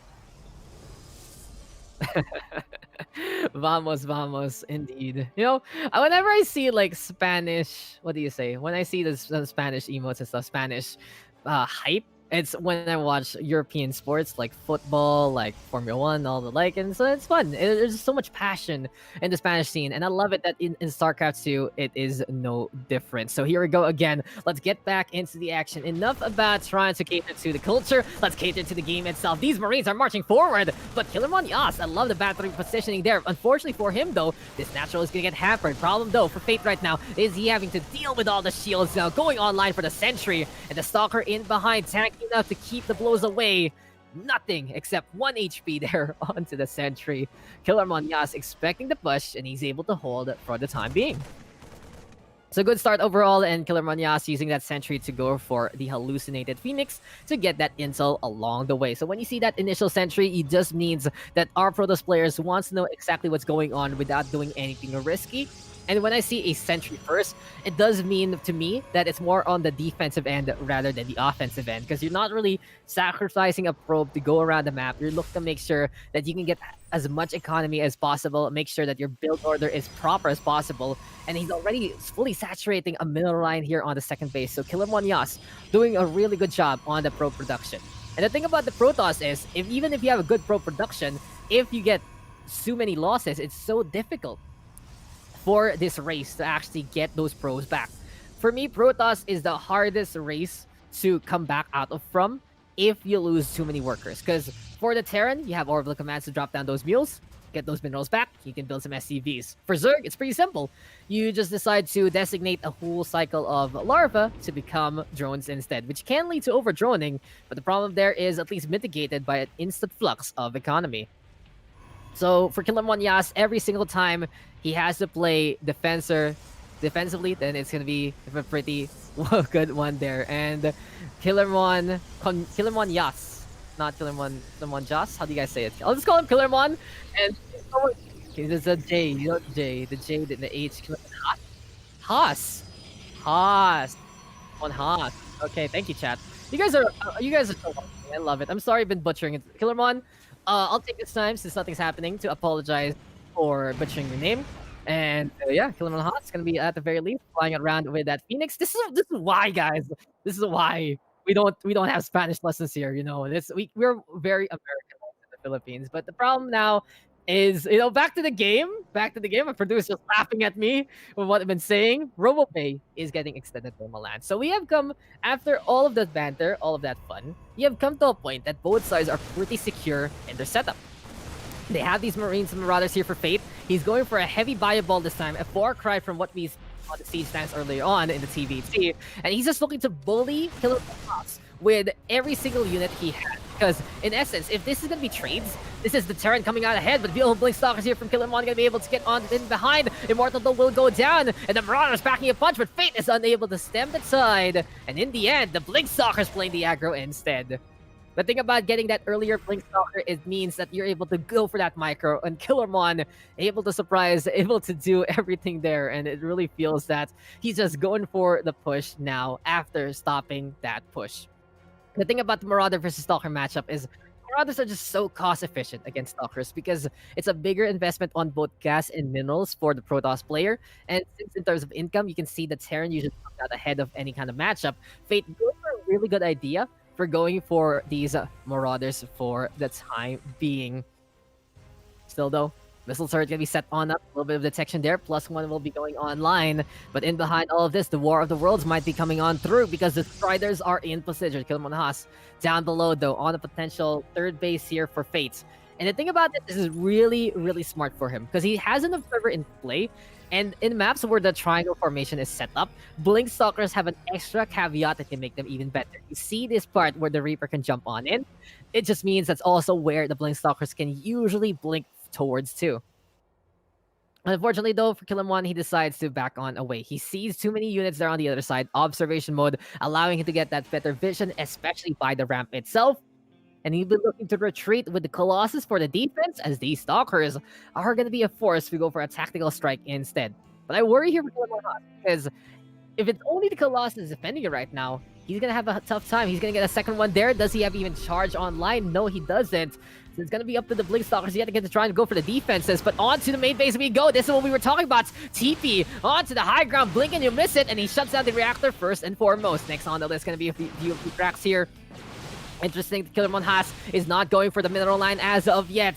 But in the meantime, Fate is also harassing his opponents onto that main base. Two-prong attack here from the Terran. Two-prong attack also from the Protoss. Trying to defend onto this third base. Gets the cooking onto a few Marauders and Marines there. But the damage is being done onto the high ground so far. But here we go again. A little bit of the brawl. A few Marauders going to get brought into position. And the SCV is going to get pulled. But Killer Monhas is using the simple layout here to try and survive against the SCVs. Blinking on down yet again. Getting a few more workers along the way. This next one is going to go down. And the question is, will this become a base race? Where are the Colossi? They are going to be looking to make it through. Here comes the Medivac though, keeping the heals on. And a shutdown on the road facility might be huge. This will slow down the Colossi production. But for the time being, these Marauders are going to be in a bad spot. Hasto with a blink on forward. down one of the medivacs. Unfortunately, it's the one not fully loaded with units.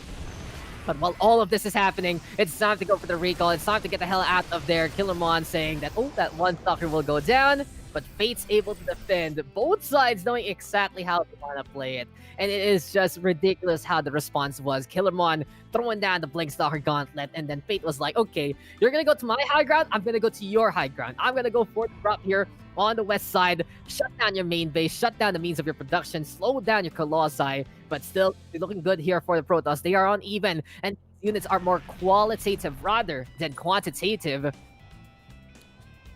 We'll find out though if this is gonna be enough though for our boy here. As this now, Orbital Command trying to get land on down. This is gonna be a pretty good shutdown to say the least in Killermon has. Apparently, guys, the translation there is non-killer. That's ridiculous. You know, sometimes you gotta have. Oh my god, I see how this goes. If Fate is all about having fates into higher power, Killermon Haas is the man to shut this guys down. And we don't want to make this a matter of debates, a matter of religion, because you know what the real matter here? It's an all-in. SCVs have been pulled. They are going to be into the front line here. Sure, there are a few SCVs in behind, but the amount of minerals and gas that Fate is getting right now is so inconsequential that Fate is going to be adding on a DPS. He's using the SCVs to tank up for the Marines and Marauders, trying to allow them to get close enough to the Colossi, but the shield battering and the Stalkers into play, it's still not going to be enough here for Fate, and Killermon Haas is just looking to get the shutdown here, and now he's cleaning up the concave. He's getting the setup on, and GG is called. Killermon with a 1-0 lead. The Protoss is one away from the grand finals. Oh, refreshing game though, and I love the banter here from the chat, and as well as the chat and me banter. But that game was pretty good. It felt that into that kind of matchup, there were just so many different times that when we look into what both Killermon as well as Fate were doing, they just understood exactly what to do against one another.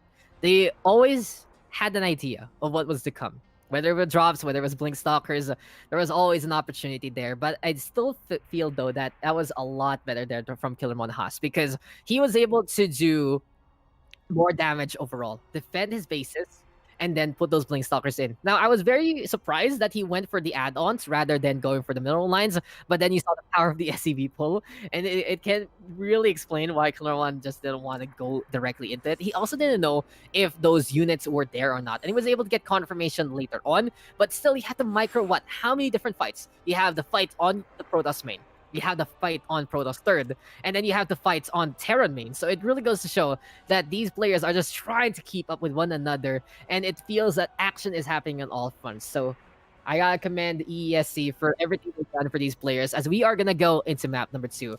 So a while ago, we saw a little bit of back row. We had some time to chit-chat. Into the second one, I feel like it's not gonna happen, because our next map is the smallest map in our pool. It's Submarine LE.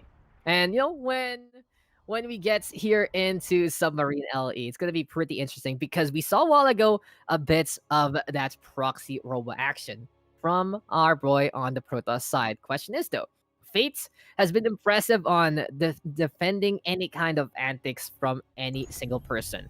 And the thing is, can Fate hold on towards that on map number 3, or will Killermon Haas move on and face off against the Terran there waiting as the big boss? But in any case, this is game number 2 out of 3, guys, and you guys are just tuning on, and this is the lower bracket final here at the Project Chaos September Challenge. It's the first one ever by Project Chaos Esports, and it really feels like we've only just begun for our org. But introducing first, here on the southeast side of Submarine LE, it is our Blue Terran, down by 1, look to go for a hope and a prayer. We are living on a prayer, so take my hand, as it is Fates here on the southeast side. But on the other side of this map, this man is looking to be quite the killer himself. Instincts were on point, aggression was there, and in the end, just bigger and better units, keeping it up, not only in terms of quality, but also quantity, having the right ideas, having the right upgrades, and having the right position at the right times.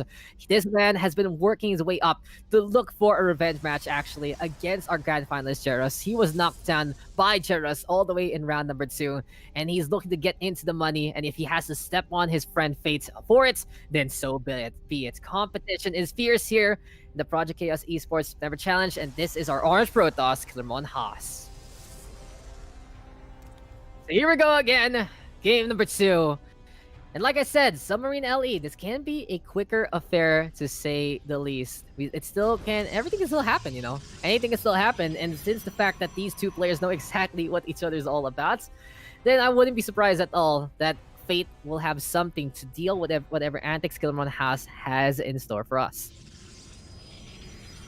Probe, though, getting his scouting information, looking on the round. Nexus here for Killermon, as well as a 1-1 setup, actually, for Fate. Now, this can be some early aggression here for Fate. He can go for the Reaper Hellions here. And yes, he is. So Twin Reaper's going to get queued on up. Does our Terran actually know that the Nexus is coming? No, he doesn't, though. So he's looking on the round with a single Reaper. He wants to bother his opponent with the probe line there, getting hampered by the Twin Pistols. And this is a pretty good idea here on a map like this. I like this a lot from Fate, because Submarine, as we keep saying every single time we see this map, it's the smallest map in the pool, which means that it's so easy for these Reapers to get in position at a quick time. For now, though, it's the journey of the Reaper. At the very least, he's just enjoying the sights and the sounds, as this is going to be a shield battery here built by Killermon Haas, but on the low ground this time. Interesting position. He wants to make sure that the front line here onto natural is, of course, reinforced by that shield battery. And apparently, this initial shield battery investment here from Killermon has been helping him stem the tide no matter what. A while ago, the Sentry looking immortal against the influx of Marines. In the meantime, though, this is the Reaper trying to poke against the Stalker, and he has to be very careful with that one. Combat Drugs, though, will get the heals on. Stalker, though, in the meantime, will be looking to survive, of course, with that shield into play. And then with the strategic recall, though, to keep it alive, it's still 20 HP left. So this is going to be very difficult here for Killermon Haas.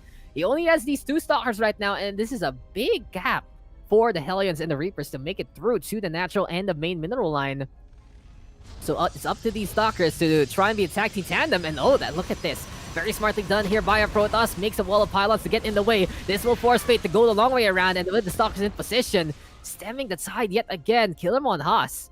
Very, very smart play here. Microing his macro, setting up with the pylons. And you can't really go wrong with that, because at the very least, you're going to get some good supply along the way. Quick roll bait, though, in position. Fate, though, in the meantime, going to be leaping into the mineral line here. And in behind all of this, 3 Reapers can pack quite a big punch. Stalker trying to get a few hits here and there. Cluster bounce to add in the damage and just try and get them away from each other. But unfortunately, with the gateway going online, Fate will touch that one with his mouse cursor. And the Stalkers get the cleanup on the Reaper trio, doing all the economic damage. Overall, though, it's up to Fate now to look into what he can do from this point on. He can go for the triple racks approach, which he's doing right now, but he needs to find an answer against the upcoming Robo Facility units here from Killermon. It feels that with the Robo Bay going online, an early Colossus yet again can be pesky. And Fate, interesting enough, going to be going into a Banshee tech, but he's not going to be going for Cloak whatsoever. So what's the plan here for Fate? Usually when you go for the starport with the tech lab, you do want to get that Raven instead. It's very effective in so many ways. Anti-armor can be pretty useful. And Interference Matrix against Colossi, well, they can't really do anything, but stare at you menacingly. In essence, so we'll see what this match is going to be all about. Siege tanks for the defenses as well. And I wouldn't be surprised to see Fate swap these add-ons on, get the Combat Shield and the Stim Pack very soon. And in the meantime, for Protoss, it's more shield batteries to try and defend the front line. So Killermon Haas, he at the very least reinforces his natural as much as possible. He wants to make sure that he is kept alive against any kind of unit push. But Fate again, pulling some SCVs, and this is very interesting. This is the second time we see it from this guy, and he's down on the worker count already. So what's the plan here for Fate? He wants to make sure that he can repair these siege tanks and maybe set up a few bunkers along the way. This is not uncharacteristic of him whatsoever, though. We've seen him do it before, but Killermon Haas doing a better job at micro here, and the Stalkers are just picking off these Marines one by one. Still, though, these siege tanks looking get in position. Killermon Haas, though, regrouping with the rest of the crew, and with the shield batteries into play, there we go with the siege mode instead. Big army here from both sides. Probes don't get pulled. Both sides are respecting the worker pull, and in the end, Killermon Haas using these probes to stem the tide and stop these Marines. It's gonna be victory here for our Protoss. The workers kill the siege tanks, and Killermon Haas is our second grand finalist into this matchup. Whew. What a way to win, though. What a way to win. Respecting the worker pull with your own worker pull and keeping the bulk of your units alive. That was really smart though from Killermon. Not only was that so big brain with the pylon wall, but he also went for that pull. He made sure the initial shots from the siege tanks were gonna go on to the probes instead. And from then on, he pushed with the Stalkers, he pushed with the Immortal, he pushed with the Colossus, and he just tore up house. The workers looking for the fight, and the pros actually getting the kill on the siege tank. Marines also falling very quickly during that engagement in the middle of the map was huge because it turned into nothing to stop those workers whatsoever. Because you expect, right, those Marines to shut down probes trying to run into the siege tanks, but with only a handful of them, or less than a handful of them, in all honesty, the siege tanks were just all alone. And sure, they could get some good damage onto the big bulk of units, since we saw Kilamon Haas back off to the natural and allow his opponent to set up that siege mode. It still wasn't enough because those shots went to the workers rather than the army. And from then on, in a small app like that, he can just go for the A move, push onto natural, and win it out from there. So, very respectful play from Fate. Kilamon Haas, as his namesake is, he's just shutting down every kind of form of Fate here. And he is going to be also in the money. He will move on to the grand finals to duel yet again against our boy Jero. So, the last time these two players have faced off was round number 2, with Jaros taking the 2-0 win. Question is, can Killermon Haas get his revenge into our upcoming matchup? It's a best of 5 coming your way, and if you are just tuning on in, we are going to be going on to our final break as Project Chaos September Challenge for StarCraft 2 is looking better and better with an amazing matchup to wrap things up. Terran versus Protoss again, but we'll see if Killermon Haas has learned enough from the lower bracket, learned enough from his losses to make this a sweet victory, or will Jaros be too overwhelming in this whole tournament? We'll find out very soon. We'll be right back. We'll go for a quick little break. Stay tuned, stick around. This is Project Chaos Esports September Challenge for StarCraft 2.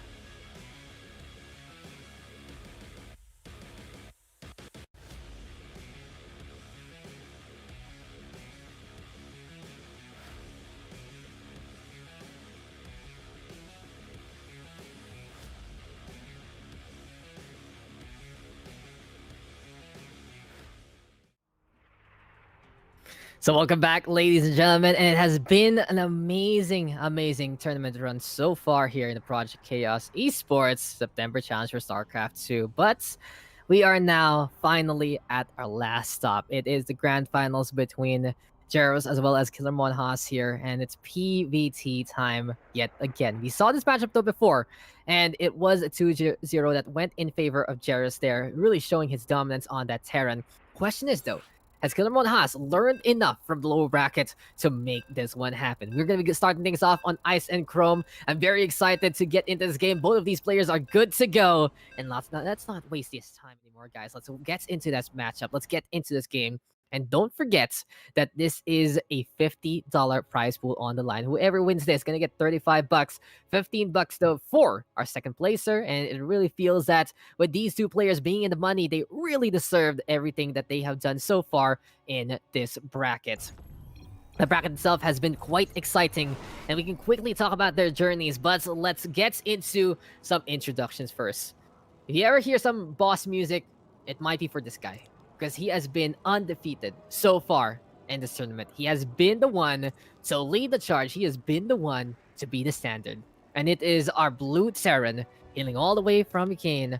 Harbinger's just going to be bringing in more death and destructions through this guy. And it is our blue Terran, Jeros, on northeast side of Ice and Chrome LE. And his opponent, here on the bottom left instead, it's been a hard knock life and a hard road for our Orange Protoss to get back to where he started. He's gotten back to the upper bracket. He's gotten back to the grand finals itself, and he is in the money, but he's looking to get that bigger slice of the pie. But that task is looking tough because of his opponent there on the other side. He already lost that to him 2-0 a while ago, but maybe the lessons that we have learned along the way is the true treasure that we get. And maybe, just maybe, this is our Orange Protoss bringing in something completely different that can surprise everyone, not only us, but also his opponent. It's our Orange Protoss on the southwest side. It is Killer Haas. So Spain versus Ukraine. The rain in Spain falls mainly in the plain. Sorry, I don't have a rhymey thing there for Ukraine. Ukraine is not gonna be in any pain because Jeros is here to look to destroy every single person for that one. So I got one word out of it. Ukraine rhymes with Spain? Nah, a little bit. I'm trying to force it, but never mind. Vain. Is it gonna be in vain? Jeros is gonna make sure everyone's efforts here are in vain. But this is PVT, and I was gonna say that I was asked by a producer. So since we get the admins get that first map pick, it's like, hey Dax, what do you want to see? I want to see Ice and Chrome because I want to see a macro-based map. But apparently, Jeros says nope. That's not going to happen because he goes for Twin Proxy Racks with Tech Labs along the way. An early concussive shell here, which means it's more Marauders time. Big, burly units getting the DPS on. This probe does get the scout though. But the thing about it is if you get that slow in time, it's going to be so easy to kite the Zealot as much as possible. The problem with the Zealot, he's a melee unit, and he doesn't have that speed to actually march on through. These blades cannot get close enough to those grenades, and this Nexus is already going to get hampered along the way. What's the penalty from Killer Haas? It seems like for Jeros, he wants to make this quick, and he wants to make this win happen right now. It's time for the concussive shell to try and make it work. You can see the slow effect in order, and surprise, surprise, Killer Haas gonna get caught with his pants down. This is what Jeros is all about, but he is gonna have to deal with the shield battery here. Good Focus Fire don't want the shield battery, and now he's kiting that Zealot. One slice though is in order. Shield battery right now gonna get the battery overcharge on, and Jeros has had enough of that battery. They will go for the shutdown there. Adept gonna be in order as well. It's a range unit, sure, but it's not gonna be enough. The DPS just isn't there. More Marauders into play. Here we go with the Desperation Immortal. Shield battery gonna get built yet again, and Killer Haas forced to go for the pull. He's trying to get the surround, trying to make sure that these Marauders are caught by the cliff, but Jeros is holding the line, and this just might be it for game number 1. Like I said, I wanted a macro game, but all I'm seeing is Broadseye in front of me. These Marauders looking way too tanky. One Marauder in behind, getting saved by his brethren, and with the Immortal into play, it's finally time to see the DPS on, but it's still too much. This Immortal cannot survive. Immortal no longer, but the shield battery will keep him alive. And Killer Haas surviving by the nick. Oh my god, that was so very close there, but it's not done yet. This Immortal has to clean up everything else. And the problem right now for Killer Haas is he can't do this without that shield battery.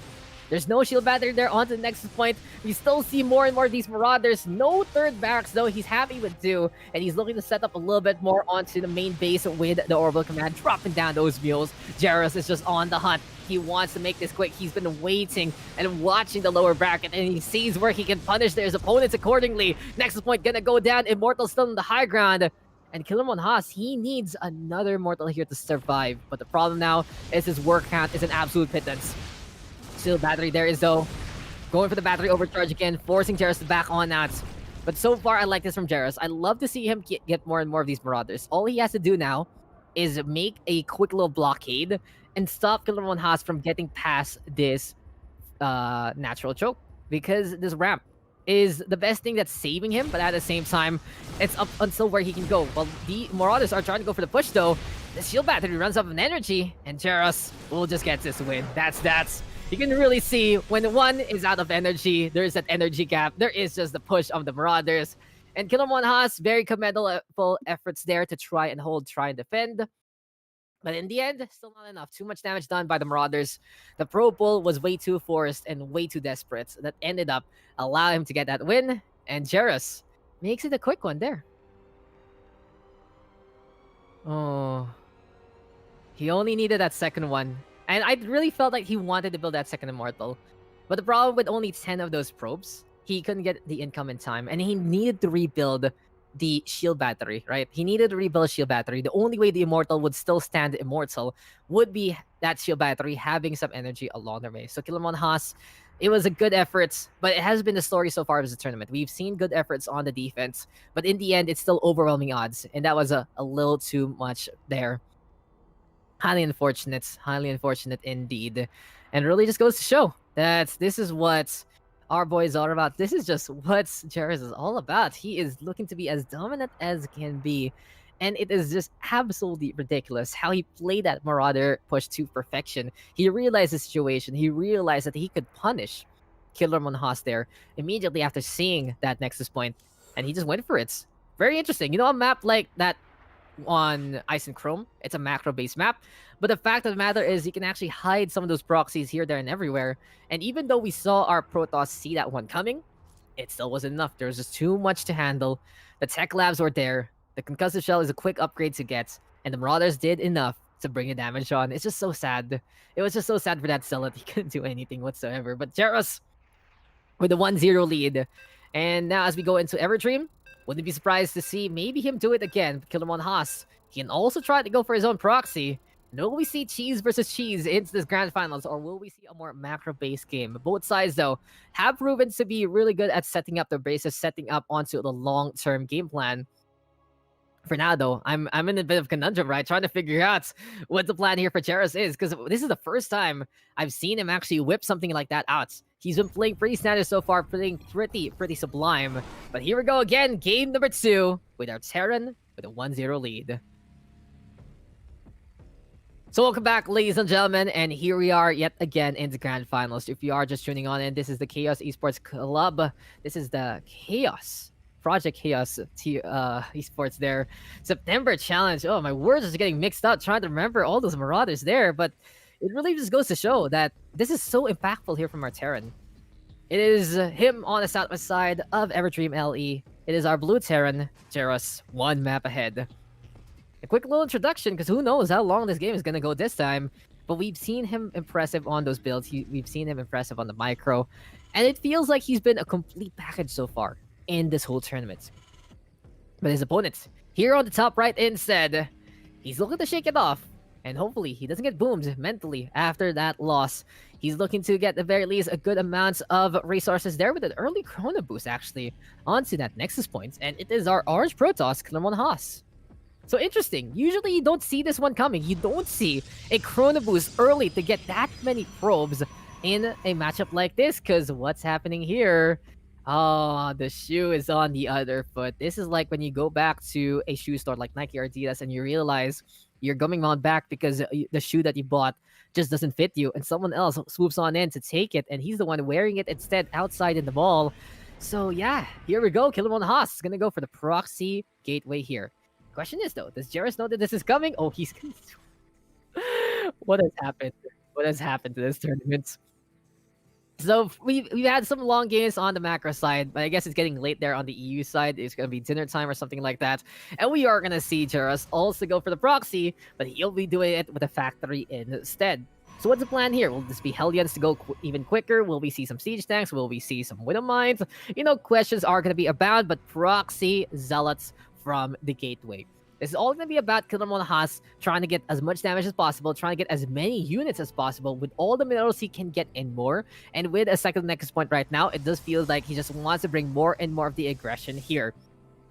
Take to note though, it's all about him also isolating his opponent on a main base only. This means map control is in favor of Protoss so far. The Zealot trying to get at least a bit of damage here on the supply depot. And Jaros has to be like, that Zealot is very quick. He's already here, and he's gonna go for more defenses in behind. He's already got the reactor tech to double pump out the Marines. And the thing about the Marines, though, is they can actually shoot from the other side of the supply depot. Killer Monahas decided to concentrate fire onto the eastern supply depot so far. But along the way, Factory is proxied. Starport is proxied. The 2/3 of the 1-1-1 setup there is all the way on the other side of the map. And with these higher tech tier of units, Jaros can actually surprise his opponent with something of a drop. Medevac wouldn't be surprised to see that one coming. And whatever Jaros wants to build there along the way is going to be pretty exciting to say the least. Bunker, though, going to be in tow. Like to see from Jaros, even saving that lone Marine with red HP. The Stalker right now trying to get a few shots here and there. We do see a cancel, though. And Killer Monahas adding up more and more of these units to his collection. Now, something to note, though, is he's not going for Warp Gate as of yet. He's not going to go for a Warp Gate research whatsoever, which is pretty interesting because it means, sure, he gets one extra Stalker, but I still believe that Warp Gate is always a better investment no matter what. Twilight Cancel, though, going to be in order. Second gate going to get built here onto the main base, and this is what I was talking about. You do want to have that Warp Gate research. You want to make sure those Warp Cycles allow these units to get there even quicker. For the time being, this Bunker right now, holding on to the last remnants of defenders so far. Jaros, though, for the time being, go for the double pump on the Marines there. In the meantime, it's a Thor and a Medevac.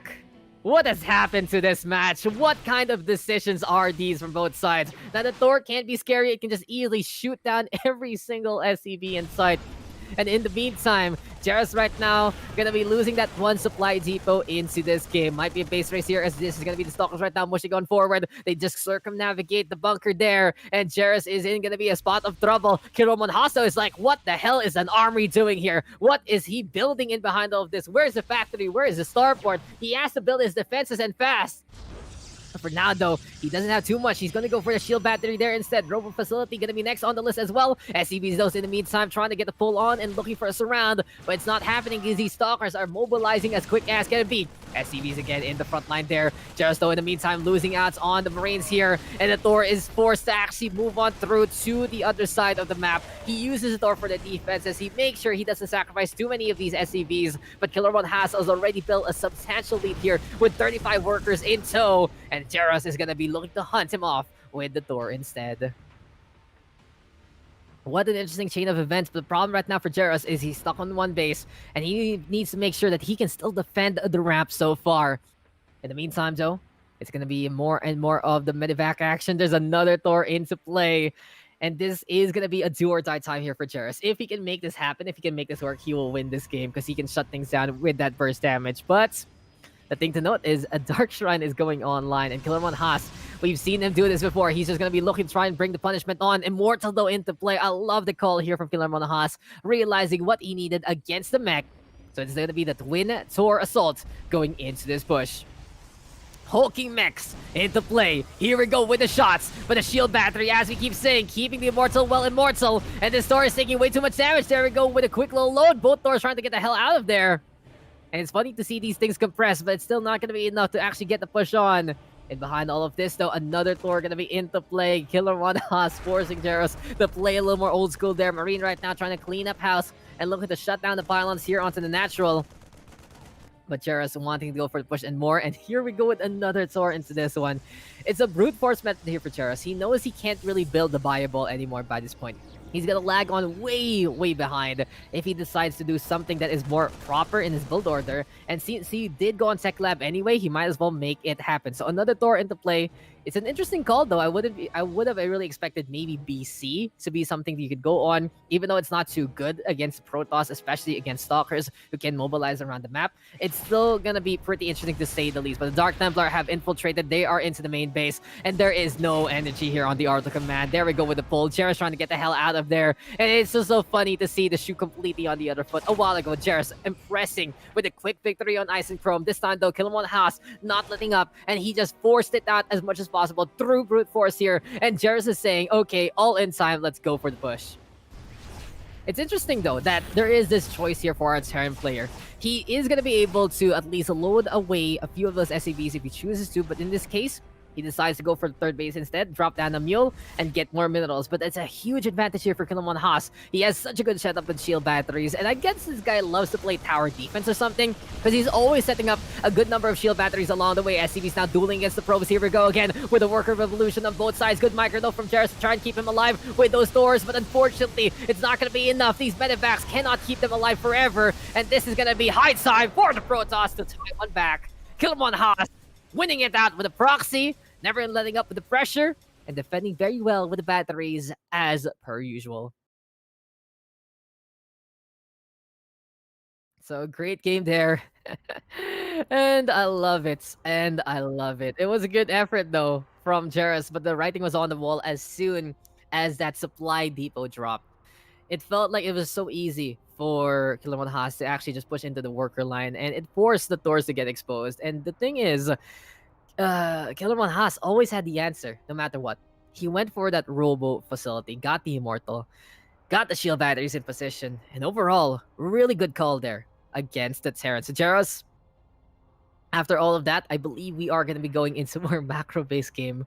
I would be very surprised to see both sides keep this up against one another, in all honesty, because now that they have scouted each other on how potent they can be, then, well, it's time to respect one another, it's time to respect your opponent, and it's time to play a little more standard, to say the least. There has to be better responses, though, from both sides, both Jarrus as well as Killamon Haas. Need to make sure that they can defend a lot better against the initial aggression.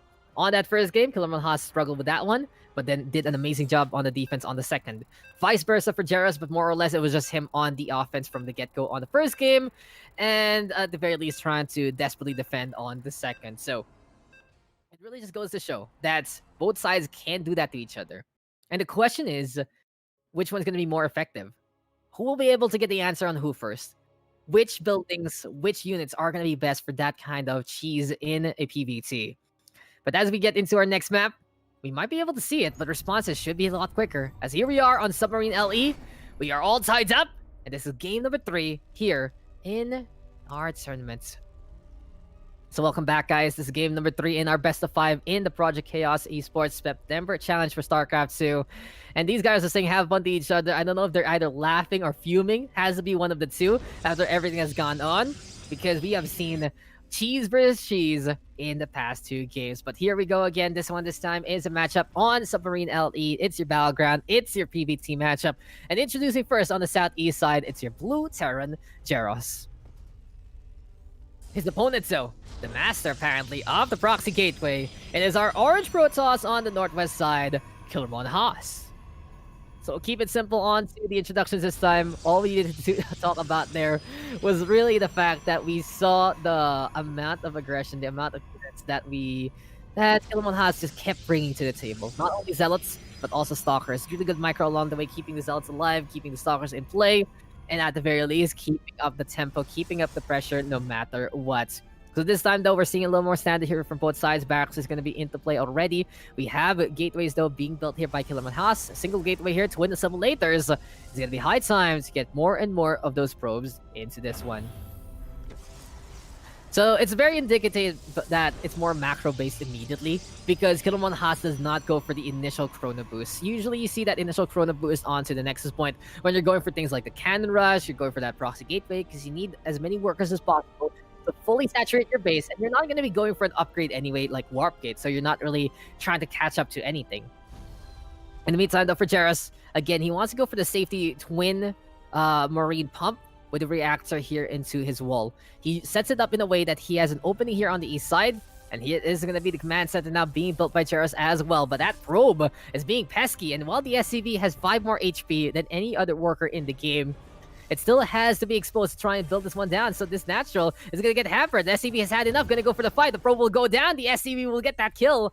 And revenge is going to happen here for our worker. And he decides to say, okay, I don't want to have to deal with this kind of aggression again. I don't want to have to deal with this kind of work again. So he goes for the bunker instead. He's going to be looking to defend with some Marines, and we will see a standard game so far, but never mind. Killermon Haas does it again. He goes for the proxy robo. We've seen this before, and we will see it again.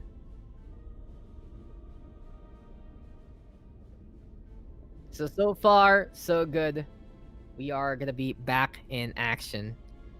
Here we are into this matchup. It really feels like, though, that these two players have had an angle on each other so far. It's pretty funny, in all honesty. It's pretty funny to see how this has been working. And along the way, Killermon Haas going to be get that Stalker here. We got the Roboslato of the Immortal, and apparently the Stalker actually be marching around in the middle of the map to see that one coming. But for now, we can actually talk about a few builds here and there. Starports, Factory, as well as the racks, all going to be good to go. We have the bunker here set up as well, and Jeros gonna have at the very least all these Marines on the inside. The Orbital Command now gonna add it up to his collection. Twin satellites here. Killermon Haas going for a second base as well. But the thing to note is with this robo facility, these units are gonna get quicker and quicker to the other side, and this means there's gonna be more aggression here from Killermon Haas so far. He wants to go for the push. With this Immortal, he can actually tank out a few of these bullets into this one. And here we go again with the aggression. It's high time here for the SCPs to try and get pulled. The mule trying to help things out. It's not going to happen. And Jeros needs to save this mule because it's still full energy. He wants to make sure all the minerals there are used up. And the Immortal now is knocking on his door. Jeros going to be taking that high ground, though. The Immortal trying to bring in the damage. Stalker's going to be in behind as well. And the supply depot right now will get caught in the crossfire, as it's going to be Jeros putting down that siege tank. He has to make sure that the supply depot is going to allow him more of that supply, but this is going to hurt him if this goes down because he's going to get blocked. And he cannot build any more units into this one. We've seen this before. And we will see Killermon Haas try to take advantage. And look at this. Warp Prism now into play. I'd love to see him drop it down beside the siege tank, but I feel like it's a suicide mission here if that happens. Still, though, gonna be in range. Stalker gonna be by that middle point there into the ramp itself, into the platform, rather. Killermon Haas slowly but surely creeping on over to the south side of the base. He's making sure he's not going to be in the sight lines of the siege tank, but unfortunately Jeros is still positioned well enough to get that shot on. And I feel like the best thing Killermon Haas can do right now is just build a bigger force to slow down whatever Jeros wants to do onto the natural. Because we've seen this before on that last game. Killermon Haas has been doing a really good job of shutting down Jeros on going for those expansions. And apparently, if we don't see a macro-based game, Killermon Haas is bringing in a big surprise, and he's just keeping the pressure on. He's keeping the aggression on, and he's really putting his opponent on the toes. Southeast side now gonna have that Warp Prism. Can the Marines see this, though? That's the question. Strategic recall to keep it alive. And my oh my, finally the retreat in order, but Jeros had to take so much time to hold the line. So there you go, ladies and gentlemen. 1-1 scoreline. But Killermon Haas is going to have to deal with the Liberation Zone this time. It's already gone 5 kills. It's some Pokeson's Broads. And apparently the Liberator's shooting over to the Stalker there instead. Eventually, though, the harassment is going to be there. 9 workers in that assimilator. They do need to go back to the middle line after the push onto the main base. And in essence, it's going to be DTs this time here from Killermon Haas. Sneaky peeky, guys. We got to use our sneaky voices here because this is the Dark Templar looking to march all the way there to the other side. Question is, though, how is Jeros going along with his build? He's going for the combat shield. He's going for the stim pack. He's looking to get that engineering bay as well, which he has online so far, but no missile turret is in position. Unfortunately for Killermon Haas, it's already a scan ready to go. And what a read from our Terran. As soon as he noticed something was coming, he went for the scan, got the shutdown, but still one Dark Templar able to infiltrate, and he's going for a few more hits here and there. Missile turret can't go online. This Orbital Command is 10 energy away from getting that scan there. And I like this here from Jeros. He's trying to blockade that TT from making it through. The siege tank, though, will get caught, but it's high time to see what is through the veil. But Killermon Haas is still trying to infiltrate, still trying to get on through to the other side. Jeros, in the meantime, did he notice that siege tank hit something? But that is going to be the missile turret unable to get filled. ZT, though, going to get spotted eventually. And we've seen it before, right? We've seen the Terran fall because of the lack of energy there on the orbital command, but Jairus, at the very least, timing it right, having something in the bag. And the question is, did he actually know that there was a Dark Shrine into play? I believe he did see it during his main base attack, so he was able to answer back with the scan, but the losses were still pretty solid there. Kilmon Haas, though, investing a lot on DTs. So instead, he's going to be backing on away, looking to play the macro, and 2 bases set up and fully saturated in this game.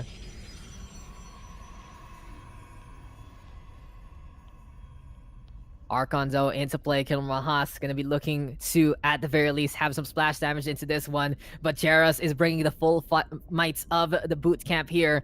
And these Marines are looking to get the push yet again. Immortals, though, going to be marching on forward.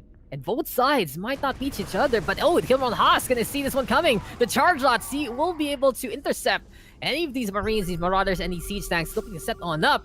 And the stim pack is popped, though. These Zealots have to back on the way, trying to play by battery overcharge. But Kilmon Haas is gonna get caught out here. But as we say that, it's gonna be the siege tanks instead. Gonna get isolated there onto the other side. And this will force Jairus, though, to push on forward to the main base here. Kilmon Haas setting up the bait instead, and what a way to go about things, but this is still gonna be probes going on down. You can see the workers fall here, and while Jairus will lose out in terms of the army, he will be at the very least taking the lead on the worker count there. More harassment onto the probe lab, seeing more and more of these units fall. And these workers will not be able to get any kind of hazard pay because they are just completely dead in the water. Kilmon Haas, though, he has gotten a good attack onto that strike force, and this will force him to go on the offensive instead. It's do or die time here for our Protoss. If he loses this one, he's not going to be able to come back whatsoever because that worker lead is looking substantial. Interesting enough, though, Jairus is looking for a few more drops yet again, but with the army going his way, he has to make sure that he can survive. A few of these Marines gonna get scattered around with the Marauders, making sure there's no gonna be splash damage whatsoever, but the Zealots don't care. They will charge on into everyone and anything. The Widowmine trying to get the shot on, but the Archons, the Immortals, gonna be there as well, and here comes the DT at the same time. Kilmon Haas trying to use the blades to try and slice through the shadows, and it is gonna be Jairus looking to survive onto the high ground instead. Natural right now, basically shut down. This is a Protoss looking pretty meaty here with this death ball, and that's a spicy meatball here with the blue orb out in front. This is the Archon getting more and more damage along the way. And the DTs right now just picking apart a few of those infantries on the ground. SCVs though will be pulled. And apparently it's Kilmon Haas taking advantage of the fight. He sacrifices the probe line for the greater good. And the greater good is a potential victory here on map number 3. More Archons built and Kilmon Haas will take the lead against Jairus. So we've seen our Terran have a spotless record so far in this tournament, but the stains of defeats, courtesy of Kilmon Haas, are true and blue here in the grand finals. What a way to answer back. And I honestly thought that was a really, really precarious spot there from Kilmon Haas when the siege tanks and the Marines were in position to go for the push. But surprise, surprise, knock, knock, knock on the other side.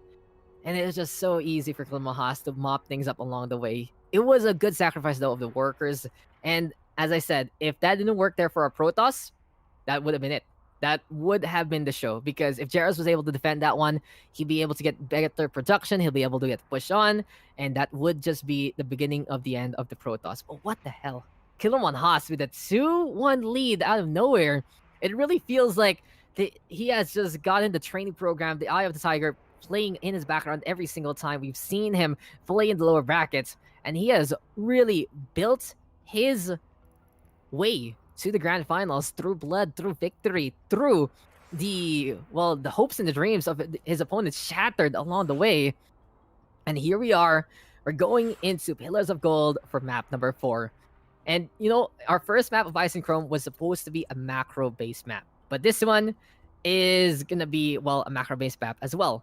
Question is, though, will we see a repeat of map number 1 where we saw Jairus be able to surprise the opponent with the Marauder push, go for the cheese, go for the proxy twin racks, and do something similar here on a map like this? But if Jairus is able to play a macro-based map, he's able to build up his army. I wouldn't be surprised to see him take this. And I do really expect that Kilmon Haas has the same kind of setup, right? Kilmon Haas knows exactly what his opponent is all about, where is his strength, and he is just able to bother the Terran every single time with all of the aggression, with all of the proxy gameplay. And it's just absolutely impressive on how he's been playing things out. But now it's time, guys. This is map number 4 out of 5, and we are on match points for our Protoss player. But let's get this quickly done. Introducing first on the top right of Pillars of Gold, it's our Blue Terran here, looking to survive against the Protoss Armada. It is Jaros. He's down by 1 right now. He took that early lead there in map number 1, but he's lost maps 2 and 3 in 2 different fashions. But his opponents here on the southwest side of Pillars of Gold, he's feeling very confident after everything has been said and done. And it has been an amazing show here from this guy. It is our Orange Protoss, Killer Monhas. Match point here for Killer. And while we have this time, let's just recap what's been happening so far in the series. Map number 1, Ice and Chrome. Victory there for Jaros through the Proxy Marauder push. Second map, Everdream. Victory there for Killer Monhas with the Proxy Gateway and able to just deal with the Thors knocking on his doorstep. Map number 3, Submarine Alley. Proxy Robo allowing the aggression, bait and switch, sacrificing the probe line to allow him to just get the win with sheer force. DTs along the way as well. And it really just goes to show, decisions have been really well made here by Killer Monhas. We saw him do this in map number 1 against, round number 1 rather, against his fellow Protoss player there. And it feels like he's just bringing in his A game here in the grand finals. Last time though, these two met, Jaros was able to get the 2-0. And from what we've been seeing here from Killer Monhas, he understands exactly what the strength of his opponent is. So he has been playing it very, very different. He's been playing it very, very aggressive. He's been playing it very, very interestingly timed with the proxies here and there. To at the very least put his opponent on the toes, and his own style of defense with the shield batteries have been something to take note of every single matchup. It's just how ridiculous how efficient he's been with shield batteries. Every single time, it feels like it's been an answer there. And overall, it is just going to be Killer Monhas looking to just back on away with that probe scouting around, trying to block that natural. And it's going to be the 1-1 expand here. Rax and Factory being built by Jaros. In the meantime, Killer Monhas, respecting that one, will go for his own second base. And if this is going to be the more standard game here, we'll see if Jaros can get one back. Reaper, though, in position. Looking to put that cluster bomb, preventing the Adept from getting the shot on. Warp Gate, though, gonna get researched here. Chrono boosting out, interesting enough, the workers instead. And this is a habit here of Killer Monhas. He wants to make sure he has an influx of workers, especially he has 2 of these bases. He wants to make sure that he can fully saturate 2 bases as quick as can be. And with the star coming out in time, he will be able to catch out that Reaper along the way. Good pick off here from Killer Monhas, preventing more of that scouting. But the Twilight Castle has been seen, so Jaros can build accordingly in a more standard way. We haven't really seen the Viable versus the Colossus gameplay so far in this matchup between these 2 players in the grand finals, and I think if this is gonna be the game for Duets, it wouldn't be surprising whatsoever. Starports being built. Here we go with Warp Gate going online very soon. Question is though, what will Killer Monhas build alongside Colossi? I'm really surprised to see him actually scout around with his Adept here. He's even gonna go for the natural push and look to harass a few of these SCVs here and there. But this Adept now getting pelleted by bullets. The Marine gonna be able to tank that last shot. And the SCV with 1 HP and a Dream. Can the Shade allow this Adept to stay alive? Not gonna happen. Warp back to Iron, not gonna work out whatsoever. Blinkstalker though is the play. And maybe, just maybe, Killer Monhas with a little bit of a parting shot here. Blinkstalkers early alongside any Robo Facility units to tank things up. Immortals can be pretty potent, especially against Marauders.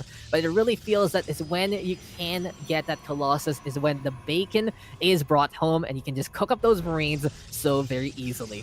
But we've seen this before on this map. Pillars of Gold allows Blinkstalker 1 additional facet to allow them to blink from the 3rd to that main base. And it's just so very easy for the Protoss to be pesky like this. So if Killer Monhas can catch out Jaros with his pants down, then it's going to be easy for him to get the harassment on the base and actually get the championship here in the inaugural Project Chaos September Challenge.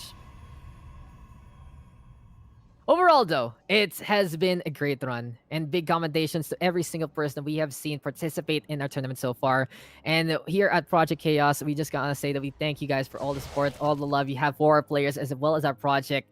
And if you guys like what we've been doing so far, stay tuned, stick around on our socials, give us a follow and like, because we have more in store for not only StarCraft, but also many other games. So you might be able to find more of a community here in Project Chaos. And I'm very glad myself to be parts of this project from the get-go. But hey, it's all about crowning that inaugural champion. Only one can be said to be the first ever champion of Project Chaos Esports. And will it be our Protoss Kilmon Haas, or will it be our Terran of Jairus? I'll find out soon because we are seeing the means of production here from Jairus. He's going to get the triple rack set up already, and he's going to have 2 tech labs to allow him to get the upgrades online. He's also going for command center. He's building up that engineering bay to get a single upgrade along the way. And the question is, though, how will this pan out for our Protoss? He has that single Colossus being warped in already. Stalker's going to be out in front. Observer also looking to get that intel as much as possible. And for Killamon Haas, he just needs to make sure he understands exactly what his opponent is doing. Will he have enough to stop all these Marines from pushing on through? We have a single Raven, though, from Jairus, and I like this a lot. Interference Matrix can shut down a Colossus from shooting down, well, these Marines with all that splash damage. And the question is, though, the real question here is what's the plan now for our Terran? He's adding up more and more for his upcoming timing attack. Should be ready to go by the 7-minute mark to march onto the outskirts. But with the +1 going a little later than that, wouldn't be surprised if he delays it till 8 instead. At the same time, extended thermal lance, it's pretty much an upgrade that's completely... what do you say? You need it for a Colossus to be effective. It allows you to keep these things away from the action, to keep these things alive a lot better. Because in all honesty, because these things are very, very hulking, they're very, very imposing. But with their itty legs right there looking pretty easy to just strip on over, these things are quite easy to shut down if you have the best means against them. Vikings can easily shut them down. If you get a good Marine burst with the stim pack on, the Colossus can't handle all the pressure there. And it really feels like a glass cannon approach. Even though it only has 350 total HP with the shields into play, it still feels like, Colossi are very fragile, especially for the amount of cost they have. In any case, though, oh my. Killermon Haas, if he wants to win it, it might be with style points. It's going to be high time to, at the very least, bring a Disruptor into play. The Purification Nova, well microed, can make or break this matchup. For now, though, high ground being taken. Jaros gonna be looking to set up, though, with the siege tanks. And he uses that scan to, at very least, get a little bit of that vision to try and stop them from crossing into the POV of these siege tanks. Jaros still feeling confident to creep on forward, and he's gonna go for the push. These are the Colossi, though. Might get caught out. Interference Matrix right now. Gonna catch 2 of them. And there we go. The Sentry is trying to be desperate there with the force fields. But for now, Killamon Haas, you need to wait things out because these are the Colossi trying to survive and trying to get the cook on. It's time for the barbecue approach, though. It's the War of the Worlds yet again. The Marines trying to make sure that we will see survival of the fittest here. But Killamon Haas decides to blink onto the siege tanks. And Jaros, his strike force not looking too hot here. Disruptor, though, is into play. Will we see the Nova in time? And here we go into the backline. That's going to be enough to get the big boom onto half of them. Second Nova can be used up, but this Disruptor will survive as the drop is going to be going in order instead. It was a drop onto the main base. There we go with the pull on Killamon Haas. But we are seeing shades of the previous game. And the question is right now, can Jaros keep alive enough on the infantry count to hold the line if Killamon Haas decides to go for the eject button and decides to go for the push instead? Seems like, though, my answer is right in front of me, and Jaros is doing a really good job of keeping up the means of production. He's going for more siege tanks, Marauders, and Marines, looking to make sure he can get a bigger and better army.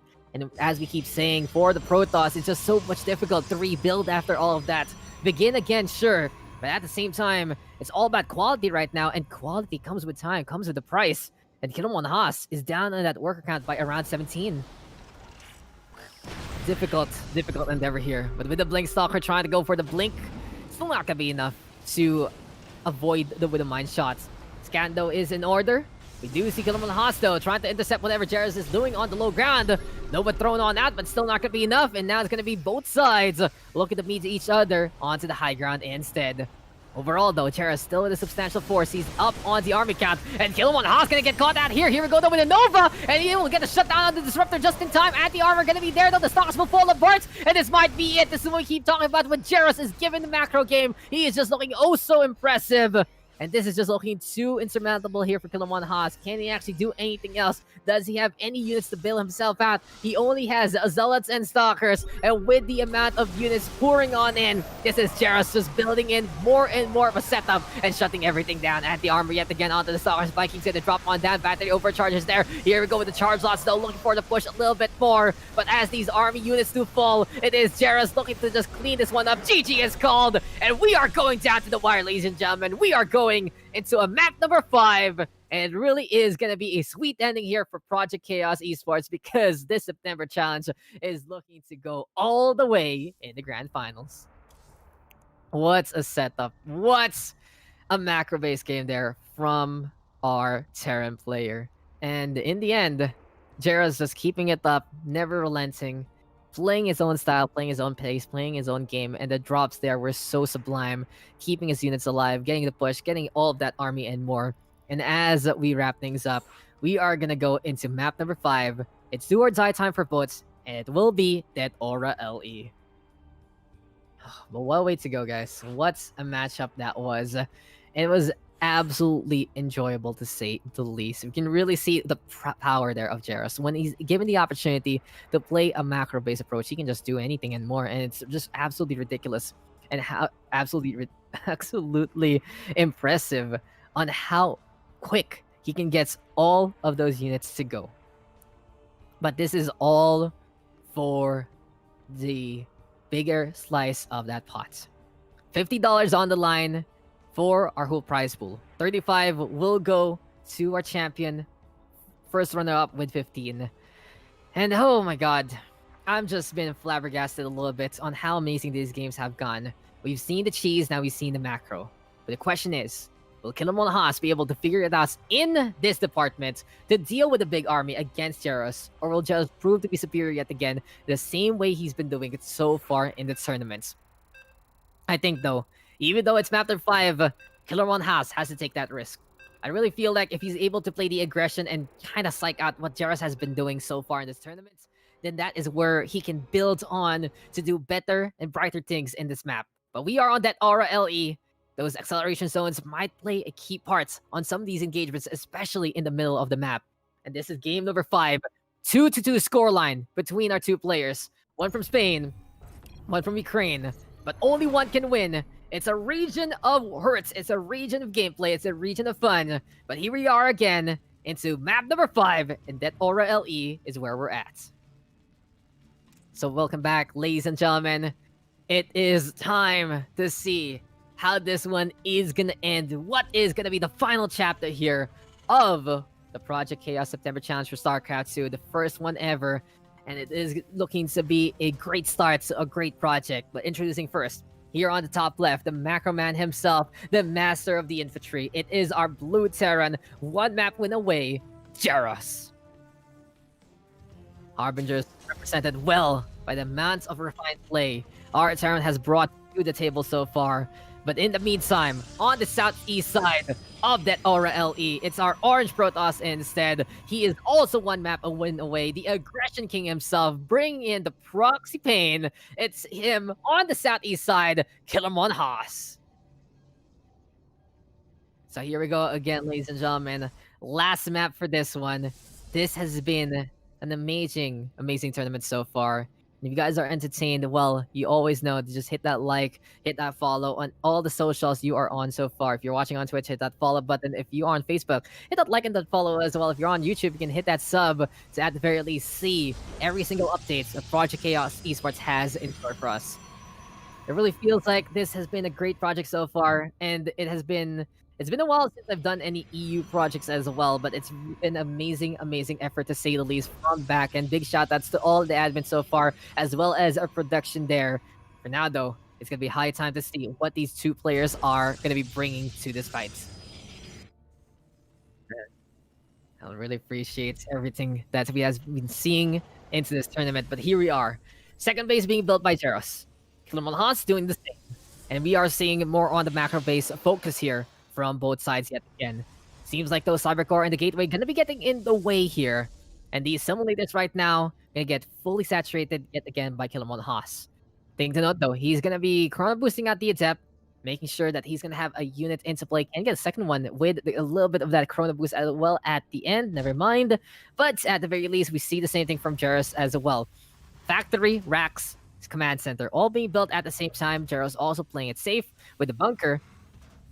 And I like the call here from our Terran. He's been hurt by the aggression there of Philemon Haas. And if I were the Terran right now, thinking that what the hell did Philemon Haas do to me, is early aggression that can surprise me, so going for a bunker can be safe and sound. But he is not going to go all the way. He's not going to go for the early tech lab on the racks just to make sure he can build Marauders. No, he understands that he just needs sheer numbers. And with more and more Marines, they can pretty much tear anything apart if given a fighting chance. In any case, though, it's time for the Hellion here instead. Jairus might be able to go for a few pokes and prods, as we do see the Reaper just die in front of us. The Adepto has had enough of all these antics. It will be going on the offensive as well. And the Shade able to make it to the acceleration zone will be able to allow a bit of a speed boost there. Thing to note, though, is if Jairus is caught with the supply depots down, that Adept can actually get the micro information, can actually get all the intel that they need. The Hellion, though, slamming into the Adept there. Unfortunately, there is no concept of roadkill here in StarCraft 2, but for now, it's still about both sides poking and prodding each other, trying to figure out what makes them tick and what they can take advantage of in this game. So though, for the time being, here we go with the Shade, waiting by the ramp. Unfortunately for Kilimon Haas, he doesn't go for the push, he's trying to go for the SCV there. And instead, it's a little bit of a lapse of judgment from our Protoss. He's looking for a little bit of harassment onto Natural, but with the Marines giving chase, goodbye to the Adept immediately. Still, though, at the same time, Robo Facility gonna get that Observer to get the intel that he needs. The gateways being built as well, and Kilimon Haas going for a third base at to the 4-minute mark. Looking pretty solid so far, though. And this is Jairus, though, keeping up the saturation, throwing down those mules. And I feel like we're going to get a repeat of the last game. It's going to be Marines, Marauder, Siege Tanks, as well as a Raven Inso here for Jairus versus the Colossi from Kilimon Haas with some ground infantry.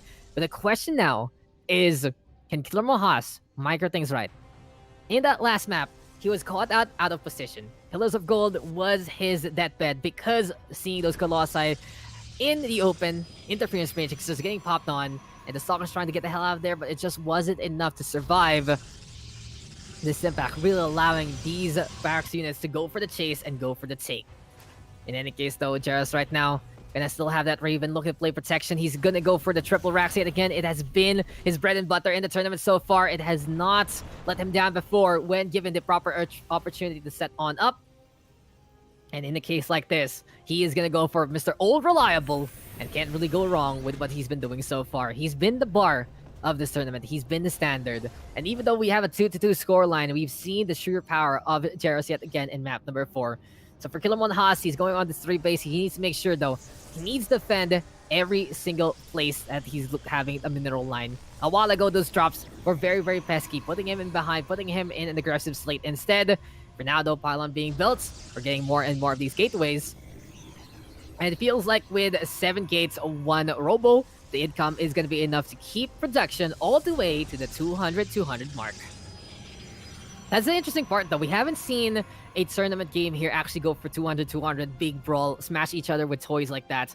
And it really goes to show that these guys are looking very, very decisive, to say the least. Kilimon Haas, though, keeping up on that worker lead. Jairus, though, in the meantime, gonna be at the very least keeping those mules up and having more and more of those minerals along the way to keep up with the Protoss as much as possible. Still, though, I like to hear from Kilimon Haas. He needs all the income he can get to get better and bigger units. And Stalkers right now and Colossi gonna be into play yet again. +1 being researched here on the Forge. And in the meantime, +1 on the Lone Engineering Bay here. And another Rax, and another Rax. 5 of them here from Jairus, as the 3rd base will be next on the list. For both players, it feels like it's check marks now, being at the very least spotted out. For Jairus, he's like, okay, 3 racks, I'll go for 5. I'll go for 2 base. 3 base, I'll go for 5 racks. And I like the fact that they're very, very responsible with how much they can actually produce with the income that they have. In the meantime, 7 gates, 1 robo, very well suited for a 2 base setup. And the 3rd base is just a little bit even more on a buffer. And Kilimon Haas He's gonna have to defend here because it's gonna be Jaros looking on the prowl. 7 minutes in, the timing attack is gonna pop very, very soon because those upgrades will go online. And this is just cookie cutter here from Jaros. Neither side bothering each other. And we have seen Jaros execute to a T. He's gonna go for the push right now. Raven gonna go for the Eye Trixie yet again. And he shuts down the Twinkle Lost Eye immediately. This has to be Killer Monhas backing on that, but with half the army cap, it's just not gonna look pretty good for our Protoss because this is the Terran marching on forward. And goodbye to the Colossi. Goodbye to the hopes and dreams. And Jaros yet again looking to shut down every single person in this tournament so far. Siege Tank still creeping on forward with the barrage. There we go with the siege mode yet again. And Jaros has been the unstoppable king in this tournament. He was undefeated all the way till the grand finals. And even though he lost 2 maps here, it still is his game to play, his game to slay. And every single time he's able to play his build, he is just owning it to a perfect degree. What an execution from Jaros. Completely on time. It's like he has a stopwatch and he just clicks it when he decides to say goodbye to his opponent. He is marching on forward with all the Marines already. Siege Tanks looking to set up yet again. Artosis pylon, all the production. All he needs to do right now is shut this pylon down, and that is going to be game for the road facility. GG is called. Championship has been attained, and Jaros is your inaugural Project Chaos Esports September Challenge champion. What a victory. What a way to win, and what an execution on the build order. That is that, ladies and gentlemen. Jaros, this man has looked at the spreadsheet, he's looked at an Excel sheet, and he's like, I got this. The check marks were all on point. The timing attack was perfect. 7 minutes in, almost done with those upgrades, and he was just knocking on the door. The interference matrices were completely on point, so very quick in that engagement, not allowing any of those thermal lances to get the crossfire on. And what a way to win. What a way to win indeed. How amazing that set really did go. And it really just goes to show, right? It really goes to show that in this tournament, it's just been an amazing, amazing time. Well played to both Jaros as well as Kilmon Hans, these two guys being as impressive as can be. And congratulations to Jaros. So let's look here from producer. Are we gonna get another segment, Mr. Producer? What's happening? Okay.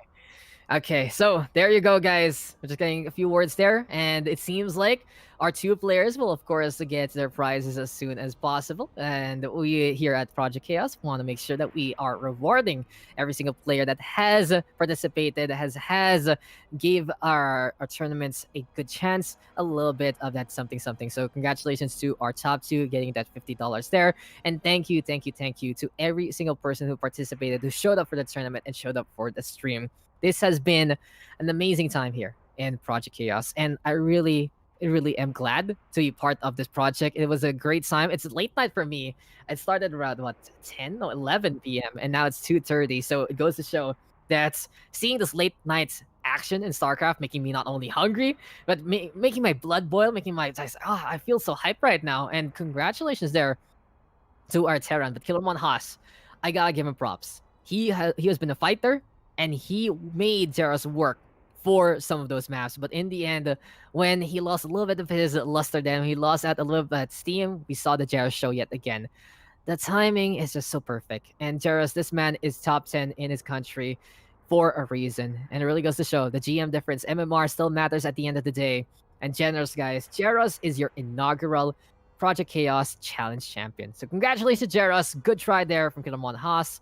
Our top 1 and top 2 coming home with those prizes. And it should be it for our stream today or tonight, wherever you guys wherever you guys may be. I'm feeling tired. I'm feeling out of breath after all of that, but it really just goes to show the amazing octane action that we got from every single person we were able to show on stream. It's been fun. It's been great.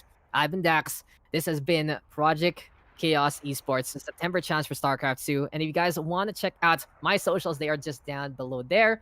DaxCast on Twitter and DaxBH on Twitch. And in the meantime, of course, Project Chaos, every single little bit of support you guys can give to them will be amazing. Check their website out at p-chaos.com. And on Facebook, on Twitter, as well as YouTube, it's Project Chaos Esports. Very easy to find, very easy to type, and very, very easy to get into a future tournament hosted by Project Chaos. But as I said, guys, it has been a great one. Thank you for tuning on in. Thank you for coming. Thank you for supporting your favorite players. And it has been a great, great session to say the least. We'll see you guys in our next project. And we'll see you guys into our next tournaments. And this has been your inaugural Project Chaos Esports tournaments. This has been the September challenge for StarCraft 2. And we will be getting bigger and better things in the future. Have a good night and have a good day as well.